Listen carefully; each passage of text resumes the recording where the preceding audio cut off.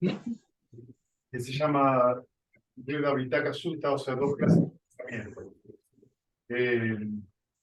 Deuda es dos, Vitaka es pensamiento. Perdón, Deuda es dos, Da es en clases, Vitaka es pensamiento. ¿Sí? Y es un sutta que a veces se utiliza o suele utilizado para los retiros, para el segundo día, ¿sí? Donde surgen más obstáculos, hay más cosas, pero tiene varias partes, habla también de llanas, pero fundamentalmente de lo que habla es hacia donde orientamos la mente, ¿sí? Por eso dice dos clases de pensamiento. He escuchado que en una ocasión el bendito se alojaba en Sahuati, la arboleda de Ejeta, en el monasterio de Natapíndika. Allí se dirigió a los monjes. Sí, señor, respondieron los monjes. El bendito dijo: monjes, antes de mi autodespertar, cuando aún era un bodhisattva no despierto, se me ocurrió el pensamiento: ¿por qué no sigo dividiendo mi pensamiento en dos tipos? Así hice del pensamiento impregnado de sensualidad, del pensamiento impregnado de mala voluntad y del pensamiento impregnado de lo pernicioso, un tipo, y del pensamiento impregnado de la renunciación, del pensamiento impregnado de la buena voluntad y del pensamiento impregnado de lo beneficioso, otro tipo. Vieron cómo era Buda, ¿no? Antes de ser Buda. Esto Buda lo practica antes de ser Buda. Y cuando permanecía así, diligente, fervoroso y resoluto, el pensamiento impregnado de sensualidad surgió. Percibí que el pensamiento impregnado en sensualidad ha surgido en mí y que eso lleva a mi propia aflicción o a la aflicción de otros o a la aflicción de ambos. Obstruye el discernimiento, promueve la contrariedad y nos lleva a la liberación. Cuando me di cuenta de que llevaba a mi propia aflicción, aminoró. Cuando él se da cuenta de que ese pensamiento sensual lo lleva a la aflicción, ese reconocer, entonces aminora. Cuando me di cuenta de que llevaba a la aflicción de otros y a la aflicción de ambos, el mío y los demás, que además obstruye el discernimiento, que además promueve la contrariedad y que no lleva a la liberación, el sentimiento aminoró. ¿Sí? O sea, este pensamiento aminoró. Cada vez entonces que un pensamiento impregnado de sensualidad hubo surgido, simplemente lo abandonaba, lo destruía, lo disipaba, lo eliminaba de la existencia. ¿Qué es lo que hacía el Buda? Cesar. ¿Sí? Entonces, ¿qué es lo que nos tenemos que... Aquí estamos llamando, en este caso, un pensamiento impregnado de sensualidad, o un pensamiento impregnado de mala voluntad, o un pensamiento impregnado de lo pernicioso. Parte sobre los obstáculos, ¿sí? Lo que estamos viendo acá tiene varias lecturas. Estamos viendo las tres caras de la avidez. ¿Sí? La avidez se presenta en la mente de acuerdo a una sensación. Y debido a que hay sensación, la sensación es el presente. No le puedo aplicar 6 R's a ninguna sensación, porque es lo que hay.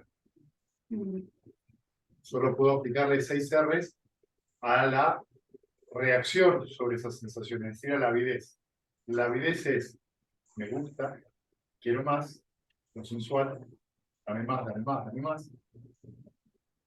La mala voluntad, el rechazo, no quiero sacarte dolor, fuera, fuera, fuera, bicho. O el pensamiento impregnado de lo pernicioso. ¿Pernicioso qué es? Yo soy eso. ¿Sí? Yo soy eso. Es decir, me gusta, no me gusta, yo soy eso. Lo pernicioso tiene que es algo personal. Claro, claro. Lo pernicioso es la identificación con una imagen personal, en este caso, en el contexto del sutta. ¿Sí? Quiere decir,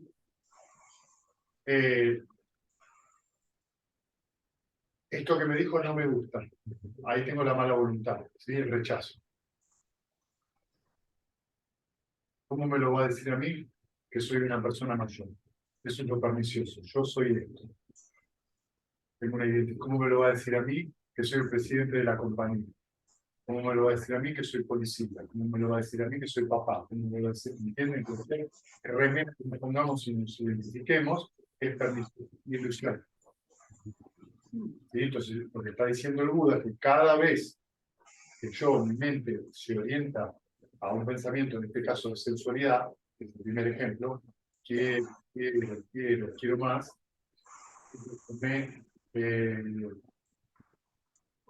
me tomé un mate muy rico, o me voy a tomar 3 termos de mate. Ahí se está pasando otra cosa. ¿Sí? No quiero dejar de sentir esto. ¿Sí? El gordo por ser. ¿Sí? Estábamos diciendo, ¿no? Esta cosa de continuamente alimentar y sobrecargar todo el tiempo la mente. Sobrecargarla con estímulos. Bueno, las redes sociales y todo esto. Sí, ahí lo mismo, ahí donde se encuentra. Con las redes sociales, todos los contenidos mediáticos de todo tipo, Netflix, no me veo el capítulo de la serie. Estoy viendo toda la serie hasta que quedo con la cabeza en el costado, o el Facebook. Y cuando permanecía así diligente, fervoroso y resoluto, el pensamiento impregnado de mala voluntad surgió. Percibí que el pensamiento impregnado de mala voluntad surgido en mí, que eso lleva a mi propia aflicción o a la aflicción de otros o a la aflicción de ambos, obstruye el discernimiento, promueve la contrariedad y no lleva a la liberación. Cuando me di cuenta de que llevaba a mi propia aflicción, aminoró. Cuando me di cuenta de que llevaba a la aflicción de otros, a la aflicción de ambos, que obstruye el discernimiento, que promueve la contrariedad y que no lleva a la liberación, aminoró. Cada vez que un pensamiento impregnado de mala voluntad hubo surgido, simplemente lo abandonaba, lo destruía, lo disipaba, lo eliminaba de la existencia, es decir, aplicaba las 6 R's. Entonces nos estamos dando cuenta que fíjense que tanto el pensamiento sensual como el pensamiento de mala voluntad, es decir, tanto el quiero como el no quiero, obstruye el discernimiento, promueve el conflicto y no lleva a la liberación. ¿Qué está queriendo decir con esto? Llevémoslo a la vida cotidiana. Que si yo tomo decisiones con un estado mental así, no estoy discerniendo con claridad, estoy en conflicto y estoy tomando una decisión con la mente conflictuada. Como la intención es tomar una decisión, hay karma. Y como mi mente está contrariada, el fruto de esa decisión va a tener efectos conflictivos. Porque la intención mental es la que produce el karma. Entonces, lo que yo viva a partir de esa decisión es hijo de eso, en el grado que sea. Puede ser en un grado pequeño, puede ser en un grado grande, pero va a tener características. En otras palabras, de un duraznero no nacen manzanas. Puede haber duraznos más dulces, más amargos, pero son duraznos. ¿Sí? De un pensamiento desagradable, de rechazo, no nace el amor. Nace el amor cuando abandono eso. Porque cuando abandono eso, y lo abandono, y me relajo y sonrío, promuevo el nacimiento de un sentimiento positivo. ¿Sí? Digo esto porque esto también disipa ciertas supersticiones como me boicoteé. No existe el boicot. Existe una persona que no se da cuenta de los instantes mentales donde se produce el cambio. Pero yo vengo bien y en algún momento hago algo para que me vaya mal. No, en algún momento surgió un estado mental negativo que no te diste cuenta y estás actuando bajo esa influencia. Solamente que tu último recuerdo era cuando estaba bien. No viste el cambio. ¿Sí? Por eso el boicot no existe. Lo que existe es la inconsciencia y que no me di cuenta que pasó en el medio. Dado que los impulsos mentales son muy veloces. ¿Sí?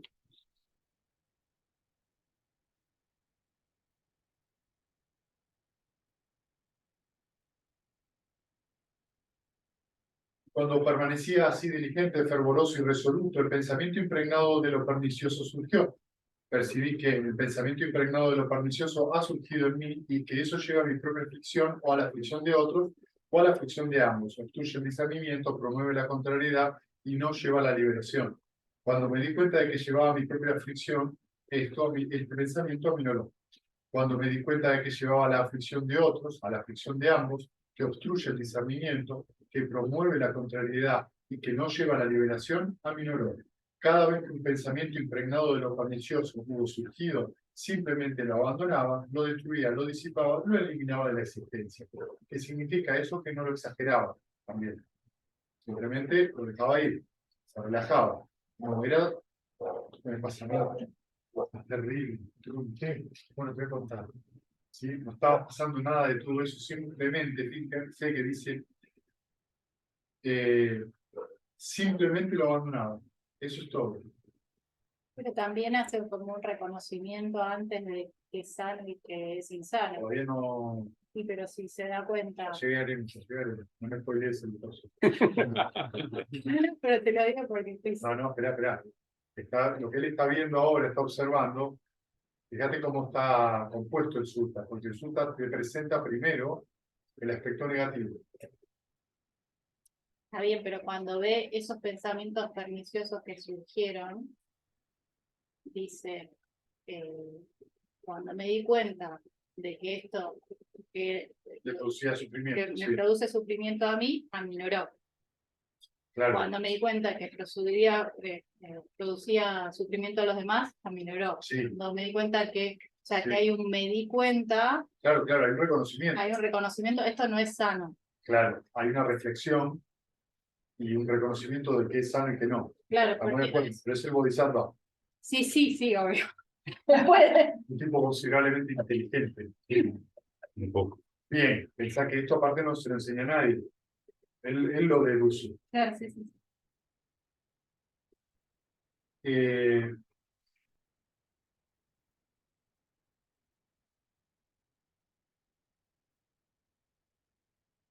Entonces, fíjense que están mencionando acá estos tipos de las tres caras, digamos, de la avidez, y que simplemente lo abandona.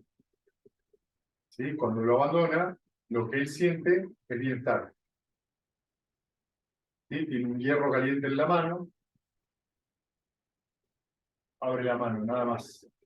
No explica por qué tiene el hierro caliente en la mano, ni quién se lo dio, ni por qué se lo dio, ni a causa, simplemente no. Se da cuenta de que un pensamiento de mala voluntad o de deseo sensual, que quiere decir acá el deseo sensual, de vuelta a lo mismo. ¿Podemos disfrutar de la comida? Podemos disfrutar de la comida. De las aceitunas podemos disfrutar. El punto es cuando mi mente va y viene a las aceitunas todo el día. Eso es un deseo sensual que nada tiene que ver con la condición, porque no las voy a comer. Mi mente está atada y vuelve ahí una y otra vez. ¿Sí? Sea con la comida, con algo visual, con cualquier otro tipo, un pensamiento repetido, una obsesión. ¿Sí? Entonces ahora fíjense, que es esto lo que se da cuenta. Fíjense que él dice, cuando permanecía así diligente, fervoroso y resoluto, el pensamiento impregnado de sensualidad o de mala voluntad o de pernicioso surgió. Significa que él, ¿qué hizo? Persiguió ese pensamiento. ¿Sí? Y ahora miren lo que dice. Lo que un monje o una persona sigue buscando con un pensamiento y su reflexión, eso se convierte en la inclinación de su conciencia. Si una persona sigue buscando el pensamiento impregnado de sensualidad, abandonando el pensamiento impregnado de renunciación, su mente está doblegada por el pensamiento impregnado de sensualidad. Si una persona sigue buscando el pensamiento impregnado de buena voluntad, abandonando el pensamiento impregnado de buena voluntad, su mente está doblegada por ese pensamiento impregnado de mala voluntad. Si un monje sigue buscando, una persona sigue buscando el pensamiento impregnado de lo pernicioso, abandonando el pensamiento impregnado con lo beneficioso, su mente está doblegada por ese pensamiento impregnado de lo pernicioso. ¿Sí? Miren qué fácil. Ya está, nos vamos a cansar. Sí, eso es todo. ¿Vieron? Pero está diciendo algo muy simple. Pero no tan fácil de abandonar.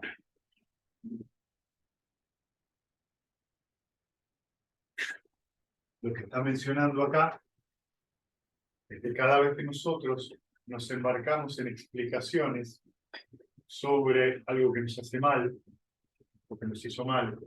Cuando nosotros nos embarcamos en explicaciones de que nosotros somos tal o cual cosa, ¿sí? Somos maridos, somos mujeres, somos actores, somos contadores, somos profesores de meditación, somos madres, somos padres, cualquier identificación que nosotros nos pongamos y a raíz de esa identificación creemos que hay determinadas cosas que deberían o no deberíamos pasar, sufrimos. Y la mente tiende a ir hacia ahí, porque le estamos dando de comer eso. Entonces, cuando nosotros nos sentamos a meditar en una jornada o en un retiro que tenemos mucho tiempo para meditar, lo que va a surgir en nuestra conciencia mental, ¿qué es? Lo que cultivamos. Ni más ni menos. Oh, tengo la mente muy inquieta. ¿Qué estuviste haciendo? Y estuve inquieto toda la semana porque me estuve preocupando, porque la meditación es el momento donde vos no reaccionás al hacer 6 R, le quitas el alimento al obstáculo y no vuelve a surgir, excepto que lo vuelva a cultivar. Cuando lo vuelvo a cultivar, es decir, si mi mente se vuelve a inclinar ahí, vuelve a surgir. Simple. Y directo. ¿Puedo ¿Sí? hacer una pregunta? Sí. A ver si lo entendí bien. Porque ahí es como que está diciendo que si vos no estás, por ejemplo, en el amor y benevolencia o en cualquiera de programa Vicaras, entonces estás en un obstáculo. No, no está diciendo No. eso. A ver, No, entonces, no, está diciendo que tu mente puede también tender a la alegría mundana. Vos ves a tus hijos y sonreís. sí. Ahí tu mente tiende a algo sano, porque es la alegría de ver a tus hijos. Ahora, si luego de ver la alegría de tus hijos aparece el pensamiento, se van a morir, ahí surge un apego. Ya no tiene nada que ver con el momento donde surgió la alegría de ver a tus hijos. ¿Sí? Entonces, en el mundo cotidiano hay un montón Pero de... abandonaste el pensamiento de digamos, no continuaste con ese pensamiento. Claro, Eso, también. yo hice eso, ¿Ves? a eso es a lo que estoy, Claro, no sé si la por breve, conclusión es, vos tenés sentimientos mundanos que te hacen sentir bien. El asunto es que la mayoría de las personas tratan de que esos sentimientos mundanos o emociones mundanas continúen todo el tiempo. ¿Cómo hago para que continúe?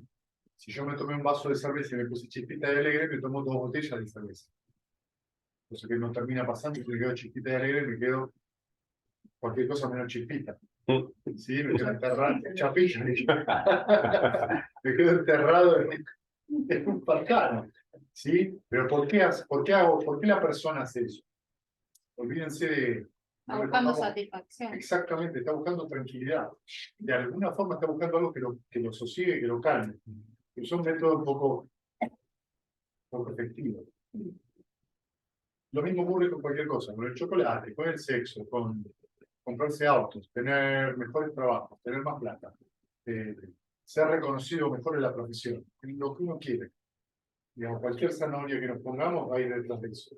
¿Sí? Tener novias más lindas, novios más lindos, ¿sí? Lo que puede, no importa. Van a ver ahora cómo va a ir terminando el sutta después, qué es lo que ofrece el realidad en Buda, que es lo que está mostrando desde otro lado. Entonces, si yo reflexiono sobre eso, si yo llevo mi mente y la intención es ese lugar, hacia ese lado va a ir la mente. ¿Entendés lo que hablábamos hoy? No importa que yo vaya a tomar una decisión con respecto a un cambio en mi vida, si yo tengo la intención de dejarlo, y mi intención es, ya entendí que esto no lo voy a seguir haciendo. ¿Cuánto tiempo me va a llevar? No importa. Pero mi mente ya tiene una intención para otro lado. Estás ayudando, estás colaborando a que la mente tuerza hacia ese lado. ¿Sí? Después veremos cómo sea la circunstancia. No se trata de, pues sí, dar un paso vacío, no, cada uno hace como lo siente. Pero por eso es muy importante. ¿Qué es lo que yo estoy? ¿A dónde estoy orientando la mente? ¿Sí? En otras palabras,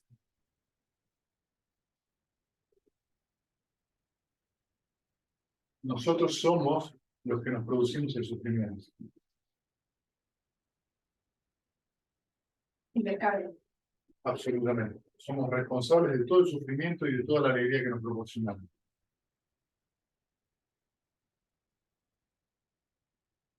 Eso es una gran ventaja, porque implica una responsabilidad absoluta de parte de todas las decisiones que tomamos. Y la desventaja es que no puedo acusar a nadie, que siempre es muy divertido. ¿Viste vos? ¿Sí? Pero yo tomo la decisión de, frente a un evento desagradable, mi mente tiene aversión, mala voluntad, puedo actuar sobre esa mala voluntad, ergo mi mente va a tender a eso, el resultado va a ser hijo de eso, o hacer 6 R's, observar qué tengo que hacer para resolver la situación. Son dos cosas diferentes. Al igual que en el último mes de las lluvias, en la estación de otoño, cuando los cultivos están madurando, un pastor cuidaría de sus vacas, las dirigiría, las guiaría y dominaría con un palo hacia ese lado y hacia aquel. ¿Por qué?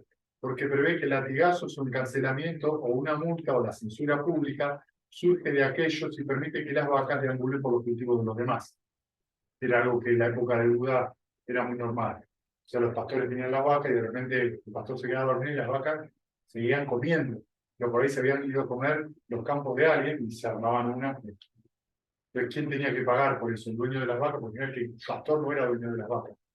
Por eso está el dicho de que el pastor cría vacas ajenas. De la misma manera yo preví las cualidades poco hábiles, inconvenientes, degradación y corrupción, y preví las cualidades hábiles, recompensas relacionadas con la renunciación y que promovían la purificación de la mente. ¿Sí? O sea que la mente deja de tener obstáculos. Y cuando permanecía así, diligente, fervoroso y resoluto, el pensamiento impregnado de renunciación surgió. Percibí que el pensamiento impregnado de renunciación ha surgido en mí y que eso no lleva ni a mi aflicción, ni a la aflicción de otros, ni a la aflicción de ambos. Fomenta el discernimiento, promueve la falta de contrariedad y lleva a la liberación. Si yo fuese a pensar y reflexionar en esa línea durante una noche, durante un día y una noche, no imagino ningún peligro que pudiera venir de ello, excepto que pensar y reflexionar durante mucho tiempo cansa el cuerpo. Cuando el cuerpo está cansado, la mente está inquieta. Y una mente inquieta está lejos de la quietud. Así pues, calmé mi mente internamente, la tranquilicé, la unidireccioné y la aquieté. ¿Para qué? Para que mi mente no estuviera inquieta. ¿Sí? Entonces, acá lo que está diciendo es que lleva su pensamiento a la renunciación. ¿Y cuáles son los pensamientos de renunciación? A ver, ¿cuál es el primer proceso de renunciación que hacemos? Sí. ¿Cuál es la otra cosa que hacemos cuando nos sentamos a meditar? Meditación. Cerramos los ojos. ¿Sí? Eso también es una renuncia. A ver. Y nos quedamos quietos. Cosa que nunca pasa en realidad. Porque cuando vos estás quieto, también corre la sangre, por el orgullo, quieto no se puede, pero de afuera hay una quietud. Ahora una renuncia a los movimientos voluntarios. Claro. Eso sí. Sí. No lo ¿Sí? Entonces, la renunciación implica, en otras palabras también,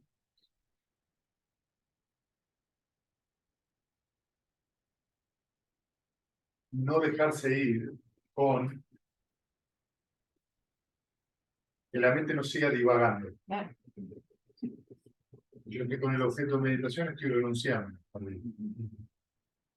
Pero yo puedo ver, por ejemplo, ese arreglito que hizo Imaru de Buda con las botellitas. ¿Sí? Me puede parecer muy bonito. Pero cuando lo estoy mirando eso. La mente está alegre. Entonces, mi mente está con eso, alegre. Entonces puedo permitir que el adorno, la conclusión del adorno me afecte la mente de una manera positiva. ¿Sí? Cerro los ojos, voy a hacer otra cosa y ningún pensamiento me vuelve al arreglo. Si el pensamiento me vuelve al arreglo, significa que estoy apegado al deseo sensual. ¿Por qué? Porque yo no lo tengo adelante y ya no lo estoy observando. ¿Qué quiero decir? Mi atención no está dirigida ahí. No estoy llevando la atención ahí. Hay algo que me quita del presente. Me quita, y si me quita del presente, es decir, si me quita del objeto de meditación, la mente está contrariada, que es lo que dice al principio. Ya no estoy renunciando y aceptando lo que tengo en el momento, es decir, la mente abierta, sino que ya la mente está tironeando.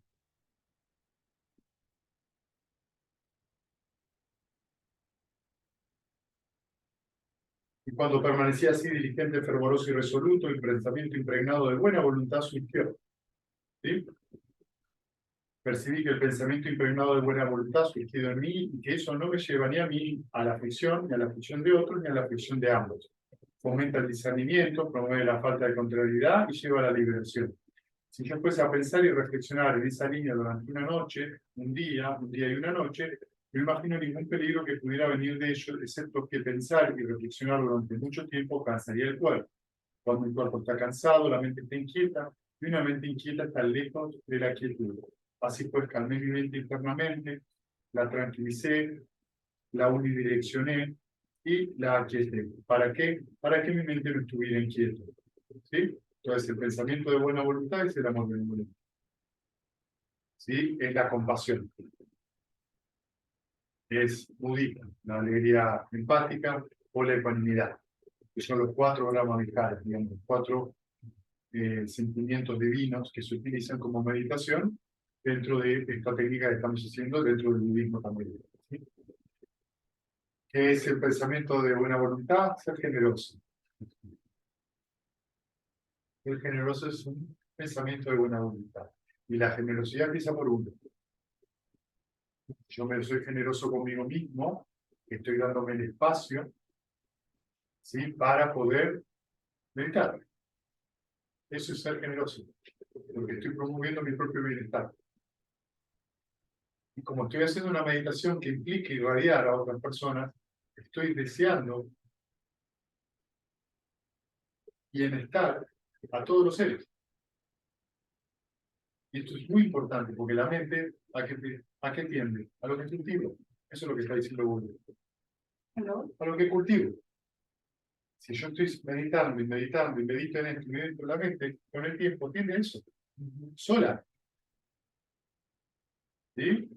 Y ahí viene ese famoso dicho Zen, de que para controlar a la mente es como una vaca. Y para controlarla hay que dar un prado más grande. La vaca va a ir a comer, va a ir donde hay pasto. No la vas a encontrar en el medio del desierto. Es decir, que si vos tenés un prado grande y tenés desierto a los costados, quedate tranquila que la vaca va a estar allá a 1 kilómetro, pero no la vas a ver. Porque no va a ir a un lugar donde no hay agua o donde no hay pastura. El asunto es qué clase de pasto come. La mente funciona igual. ¿Qué le estás dando de comer a la mente? ¿Sí? Película de terror, no vean películas de terror. Después tengo miedo, tengo miedo, tengo miedo. ¿Por qué? Porque estuviste alimentando a la mente con eso.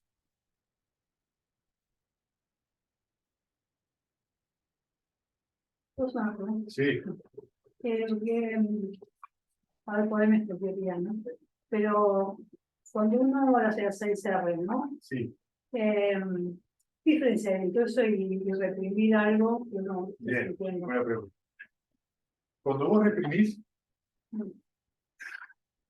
lo que haces a veces es, lo sentís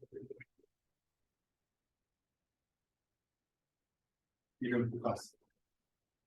No. ¿Sí? O inclusive a veces ni lo sentís, simplemente lo empujás.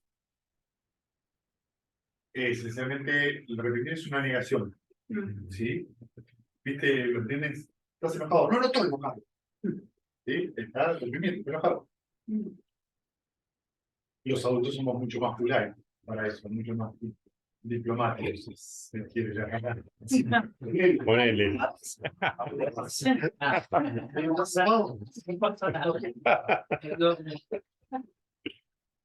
Estoy tranquilo. Entonces, yo estoy diciendo que no estoy sintiendo lo que en realidad estoy sintiendo. ¿Sí? Eso es reprimir. Estoy negándolo. Cuando vos haces las 6 R, ¿cuál es el primer paso? reconocer. Reconocer. Atentado. Mm, Y yo no puedo soltar lo que no reconozco. claro. Soltar. Bueno, pero para reprimir también hay un primer paso de reconocer, porque si no, Puede venir o no. no podemos reprimir. Puede venir o no. Mm, No consciente, a veces no es consciente. consciente, Vos, claro, no, por ahí hay gente que vos le preguntáis, ¿tenés miedo? Yo no lo siento el miedo, no siento esto, no pero siento en lo un otro, no momento siento. hubo, ¿no? Pero porque las sensaciones están El proceso, la tendencia. rechazadas. No lo notan. Mm, No lo notan. No. mm, Entonces, el primer paso es reconocer. Una vez que vos lo reconociste, lo soltás. ¿Qué significa? Dejás de pensar en eso.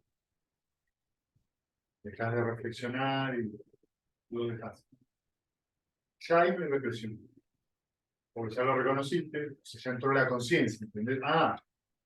Entonces el proceso de conciencia, abandono ese proceso de conciencia que es soltarlo, relajo, surge un nuevo proceso de conciencia que tiene que relajar, soltar todo eso, surge otro proceso que es sonreír, que es salir de ese estado negativo y llevarlo a la sonrisa, y surge finalmente el último que es retornar. Y todos esos son procesos conscientes que vos hacés. Esencialmente una represión es inconsciente. mm. Sí, pero viste cuando uno dice, pero bastante, quiero pensar más en esto, ¿no? Claro, No resolvió, todavía no resolvió. Pero- ¿por qué? Porque lo que vos dejaste de hacer, vos lo que hiciste es, no pienso más, pero la mente siguió así. Claro. ¿Qué falta? Relajar. Mm, Entonces, eso se usa mucho en muchos métodos de meditación, mm, inclusive budista. Viene la distracción, soltala. Vos la soltás, pero la mente sigue así. claro. Lo que agrega a las 6 R, que es una indicación del mundo, que tenés que tranquilizar a la mente. Tenés que hacer el paso de relajar y tranquilizar. Porque cuando vos relajás y tranquilizás, ¿qué es lo que quitas?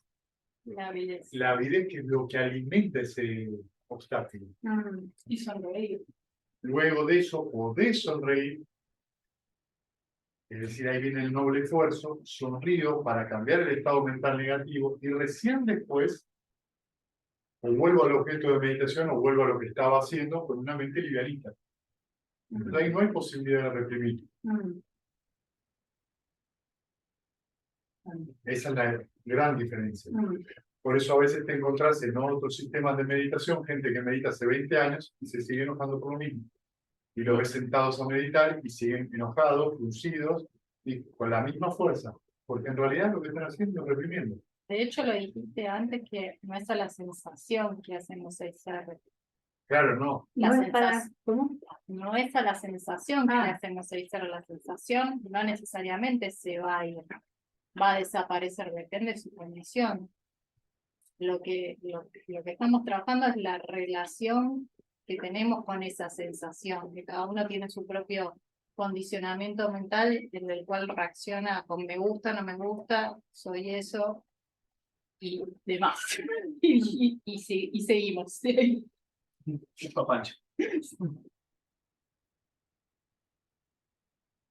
Y cuando permanecía así diligente, fervoroso y resoluto, el pensamiento impregnado de lo beneficioso surgió. Percibí que el pensamiento impregnado de lo beneficioso ha surgido en mí y que eso no me lleva ni a mí aflicción, ni a la aflicción de otros, ni a la aflicción de ambos. Fomenta el discernimiento, promueve la falta de contrariedad y lleva a la liberación. Si yo fuese a pensar y reflexionar en esa línea durante una noche, durante un día y una noche, no imagino ningún peligro que pudiera venir de ello, excepto que pensar y reflexionar durante mucho tiempo cansaría el cuerpo. Cuando un cuerpo está cansado, la mente está inquieta, y una mente inquieta está lejos de la quietud o la concentración. Así pues, calmé mi mente internamente, la tranquilicé, la unidireccioné, acá dice la unifiqué, pero es unidirección, y la aquieté. ¿Para qué? Para que mi mente no estuviera inquieta. Lo que una persona sigue buscando con su pensamiento y su reflexión, eso se convierte en la inclinación de su conciencia. Si un monje o una persona sigue buscando el pensamiento impregnado de renunciación, abandonando el pensamiento impregnado de sensualidad, su mente está doblegada por ese pensamiento impregnado de renunciación. Si un monje sigue buscando el pensamiento impregnado de buena voluntad, abandonando el pensamiento de mala voluntad, su mente está doblegada por ese pensamiento de buena voluntad. Perdón, impregnado por ese pensamiento de buena voluntad. Si una persona sigue buscando el pensamiento impregnado de lo beneficioso, abandonando el pensamiento impregnado de lo pernicioso, su mente está doblegada por ese pensamiento impregnado de lo beneficioso.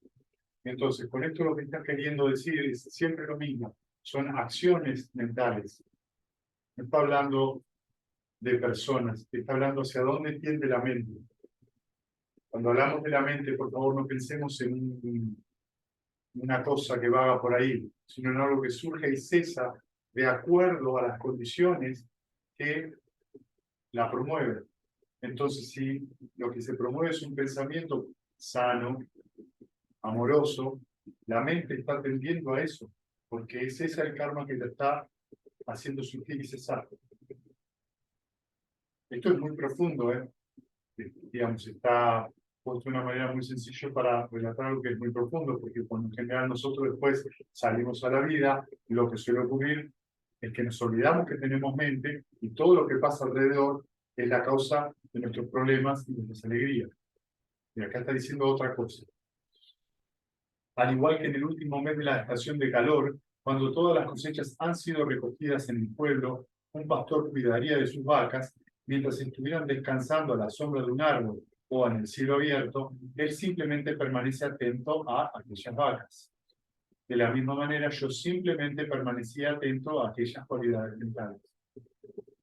Simplemente, ¿vieron? Permanece atento.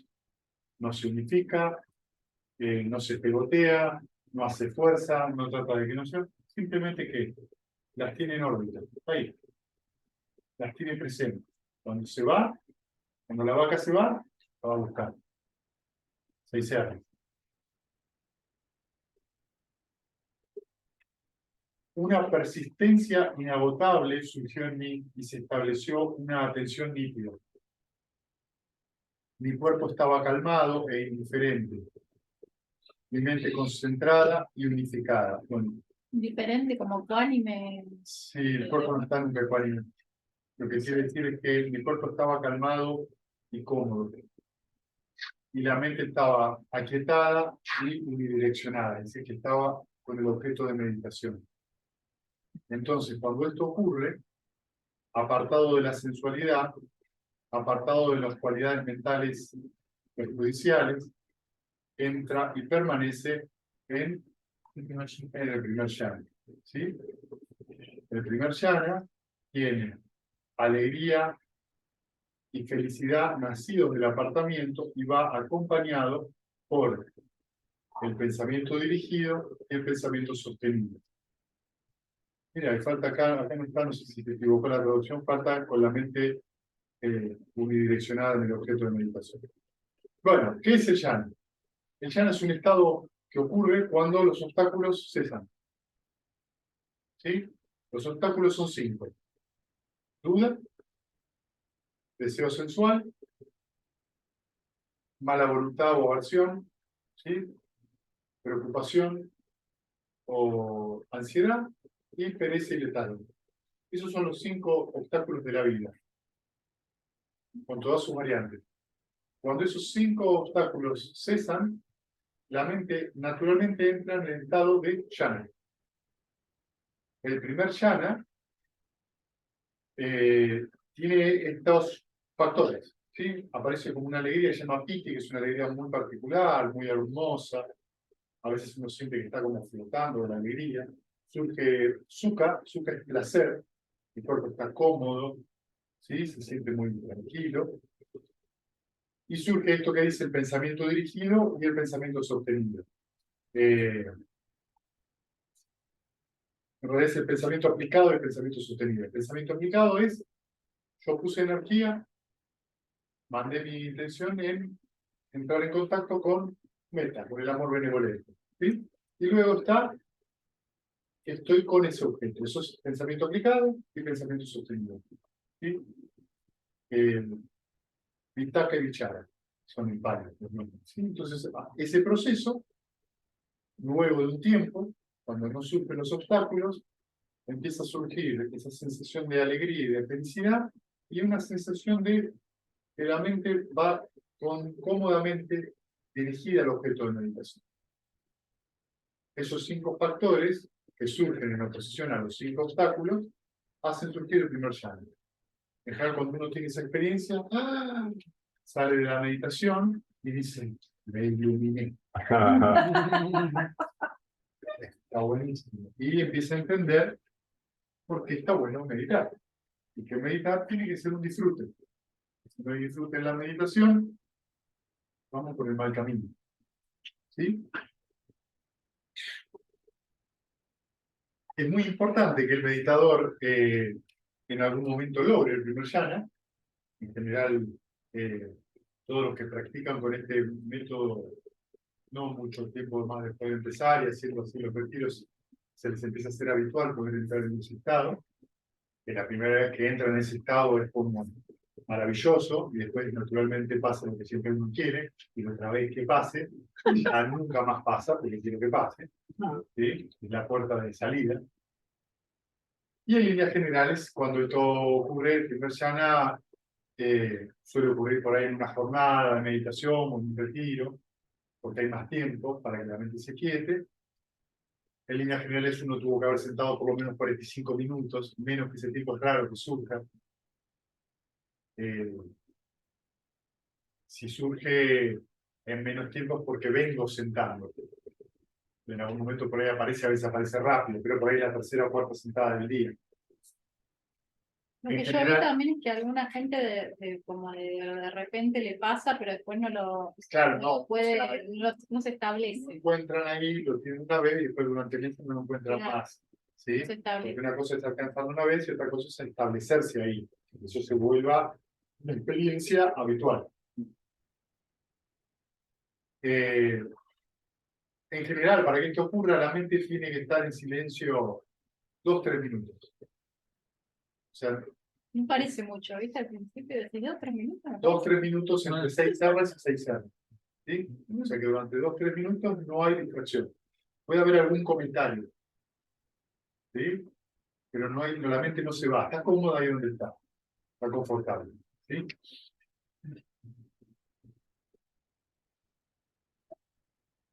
Con el apaciguamiento del pensamiento aplicado y del pensamiento sostenido, entra y permanece en el segundo jhana, donde la alegría y la felicidad nacidos de la compostura y de la unidireccionalidad de la unidireccionalidad.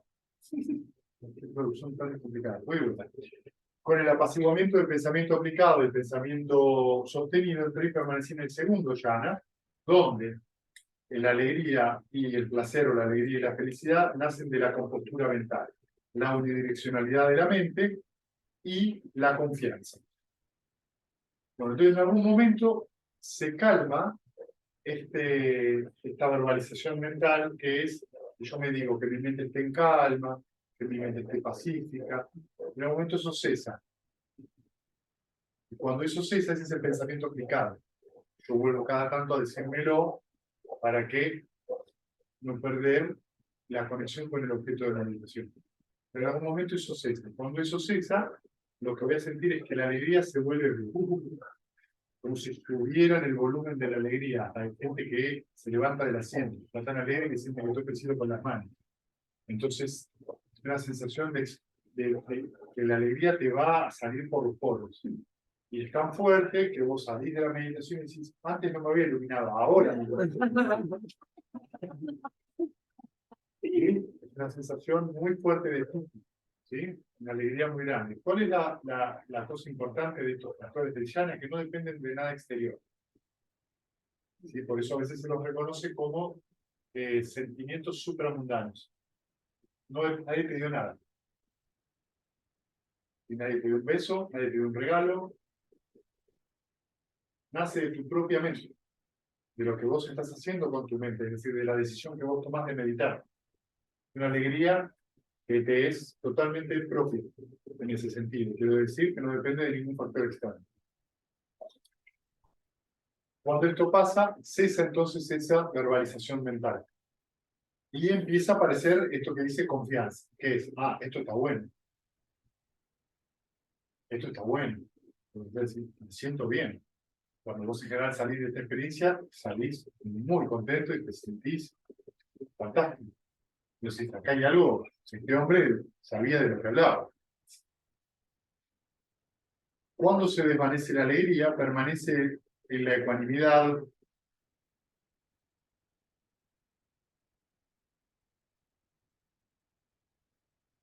Con el desvanecimiento de la alegría, permanece el placer y la mente queda instalada en la ecuanimidad, atenta y alerta, y entra y permanece en el tercer yana, en los cuales los nobles declaran ecuánime y atento, él tiene una morada agradable. En algún momento esa alegría así tan grande se desvanece. Y entonces ahí vienen las preguntas. ¿Dónde está mi alegría? Entonces vas a ventanilla, en el valecito y pones tu alegría. ¿Dónde está mi alegría? Estaba muy bien y ahora no está más. ¿Qué pasa? Piti es un sentimiento muy burdo, esa que es una sensación muy hermosa. Entonces, en algún momento, cuando la mente se sigue calmando, cesa solo. Cuando cesa, queda esa sensación que se llama sukha. Sukha es comodidad física y mental.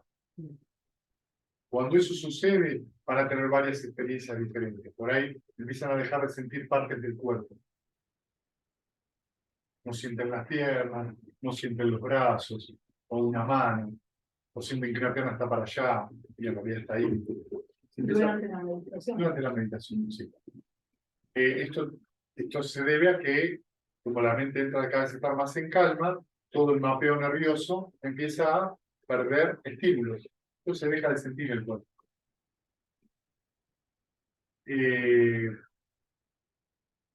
Cuando en general, todo esto son generalidades, se necesitan para este tercer yana un tiempito de alrededor de unos 5 minutos sin que surjan obstáculos. ¿Sí? Por lo menos en un comienzo de la práctica. Luego todos estos tiempos varían de acuerdo a la antigüedad del practicante, qué es lo que está haciendo, si es un retiro de 2 o 3 días, si es de 10, hay un montón de factores que tener que ver.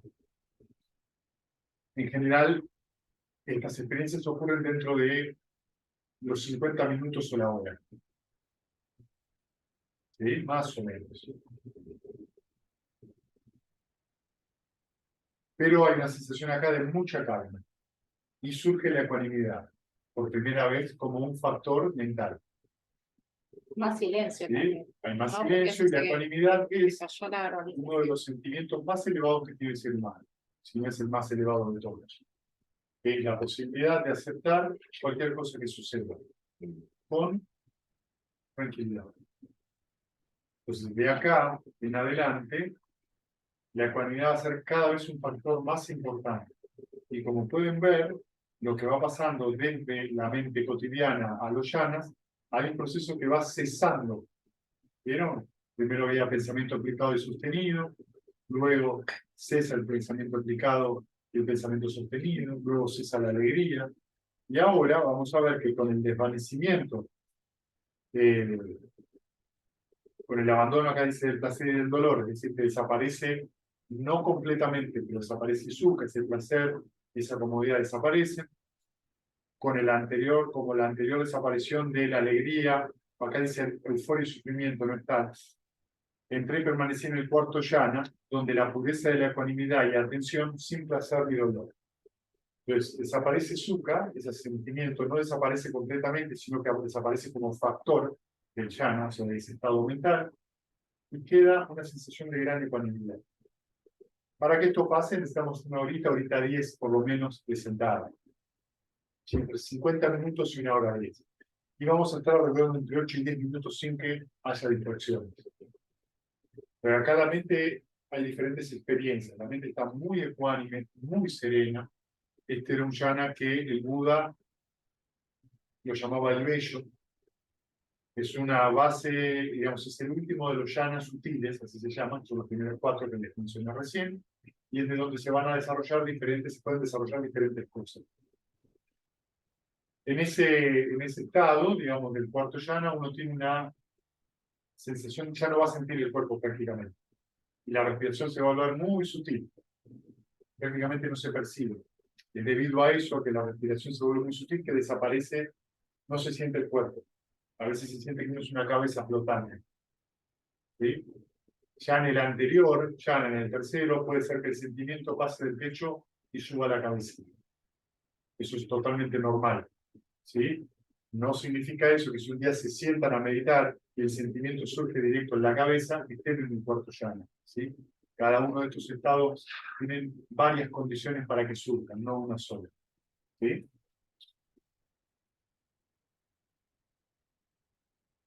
Entonces, cuando la mente estaba así aquietada, purificada, radiante, sin mácula, libre de corrupción, flexible, maleable y firme, y hubo alcanzado la imperturbabilidad, ¿sí? Esta es la descripción del cuarto llana. Cuando ustedes agarran un sutta, cualquiera de los suttas, y leen esto, eso significa que la mente está en el cuarto llana. ¿Sí? Esta es la instrucción que da el Buda para desarrollar lo que vamos a leer a continuación. Y que son el triple conocimiento. También se usa el cuarto llana para desarrollar los poderes sobrenaturales, ¿sí? Lo que se llama en el budismo el conocimiento directo.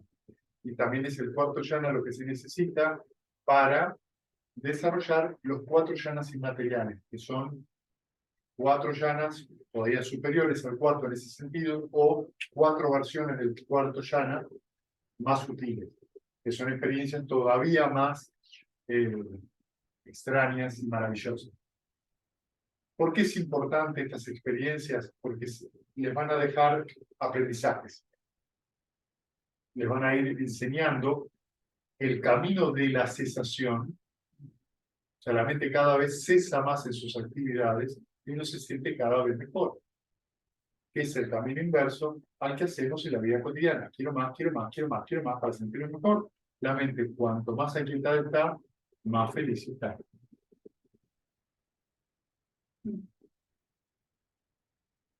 Esto es raro de decir, ¿no? Pero me acuerdo de la experiencia que vos tuviste en el retiro, donde por ahí hace un año era impensable y luego de un año de práctica, uno a veces, cuando tiene por primera vez la experiencia de mi percepción y no percepción, que es el último llana, tiene una sensación de que sale de ahí todo bien, se cae una bomba en la cabeza así, y bueno, con una total tranquilidad. Porque la mente está muy chiquitita, se empieza a reducir en sus actividades y eso produce una enorme tranquilidad. Entonces, en sí mismo, el llana no es importante a qué llana lleva. Eso se va a ir dando solito. Lo que el Buda está haciendo con esto es mostrándole un posible camino. ¿Sí? Y cómo va funcionando la mente humana en relación a que es un camino de cesación, que termina en la cesación del sufrimiento. ¿Por qué decir imposible también? Porque esto está puesto en orden. Y puede pasarte que vos estés en primer llana y en el momento pasaste a otro sin darte cuenta y estuviste ahí y por ahí vos me dices en la entrevista, pero contá, yo me doy cuenta, no te digo nada, porque si no... es como la cocarda. ¿No? No por vos, digo, por cualquiera, ¿eh? Pero como la cocarda, estoy escuchando. Sacamos una fotito. ¿Sí? Pero la mente a veces tiene esas cosas, ¿no? De repente entra en una profunda calma y por el otro lado, cualquier persona que alcance en primer llana está potencialmente en condiciones de alcanzar el nirvana. Por una vez que ustedes alcancen el primer llana, ya la mente está lista en cualquier momento para entrar para poder tener la experiencia de nirvana. ¿Cuándo eso va a pasar? No lo sé. Lo que acá estamos viendo es una de las tantas, vamos a ver a lo largo de todo el entrenamiento, siempre un montón de posibilidades de cómo se va llegando el camino gradual hacia ahí. Entonces, cuando la mente estaba así, aquietada, purificada, radiante, sin mácula, libre de corrupción, flexible, maleable, firme, y hubo alcanzado la imperturbabilidad, la dirigí al conocimiento del recuerdo de mis vidas pasadas, y recordé mis múltiples vidas pasadas. Esto es un nacimiento, 2, 5, 10, 50, 100, 1000, 100.000, muchos eones de contracción cósmica, muchos eones de expansión cósmica, muchos eones de contracción y expansión cósmica. Allí tuve tal nombre, pertenecía a tal clan, tuve tal apariencia, tal fue mi alimento, tal mi experiencia de placer y dolor, tal el final de mi vida, muriendo en este estado resurgí allí. Allí también tuve tal nombre, pertenecía a tal clan, tuve tal apariencia, tal fue mi alimento, mi experiencia de placer y dolor, tal el final de mi vida, muriendo en ese estado resurgí aquí. Así recordé mis múltiples vidas pasadas en sus modos y detalles. ¿Sí? Entonces, este es el caminito que hizo el Buda. ¿Sí? Y esto es algo posible de entrenar. Por el momento, para ninguno de ustedes es necesario hacer este entrenamiento de recuerdo de vidas pasadas. ¿Sí? Tampoco es algo necesario. ¿Sí? Simplemente que puede ser que en algún momento de la práctica esto se les presente. Y para aquellos que no creen en sus vidas pasadas, que no hay renacimiento, no se preocupen, en la siguiente vida volvemos a hablar. ¿Sí?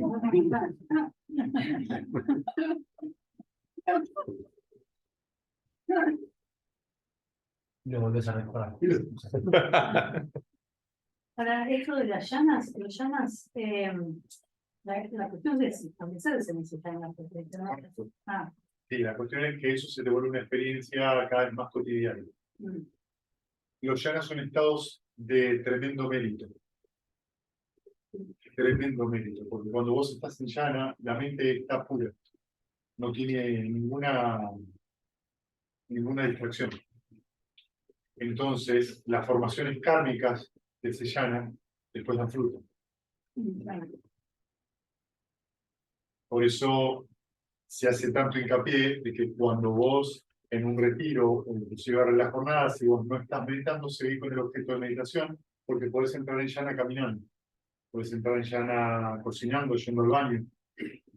¿Mm? Se puede, ¿viste? yo por eso voy a la mañana, pero bueno,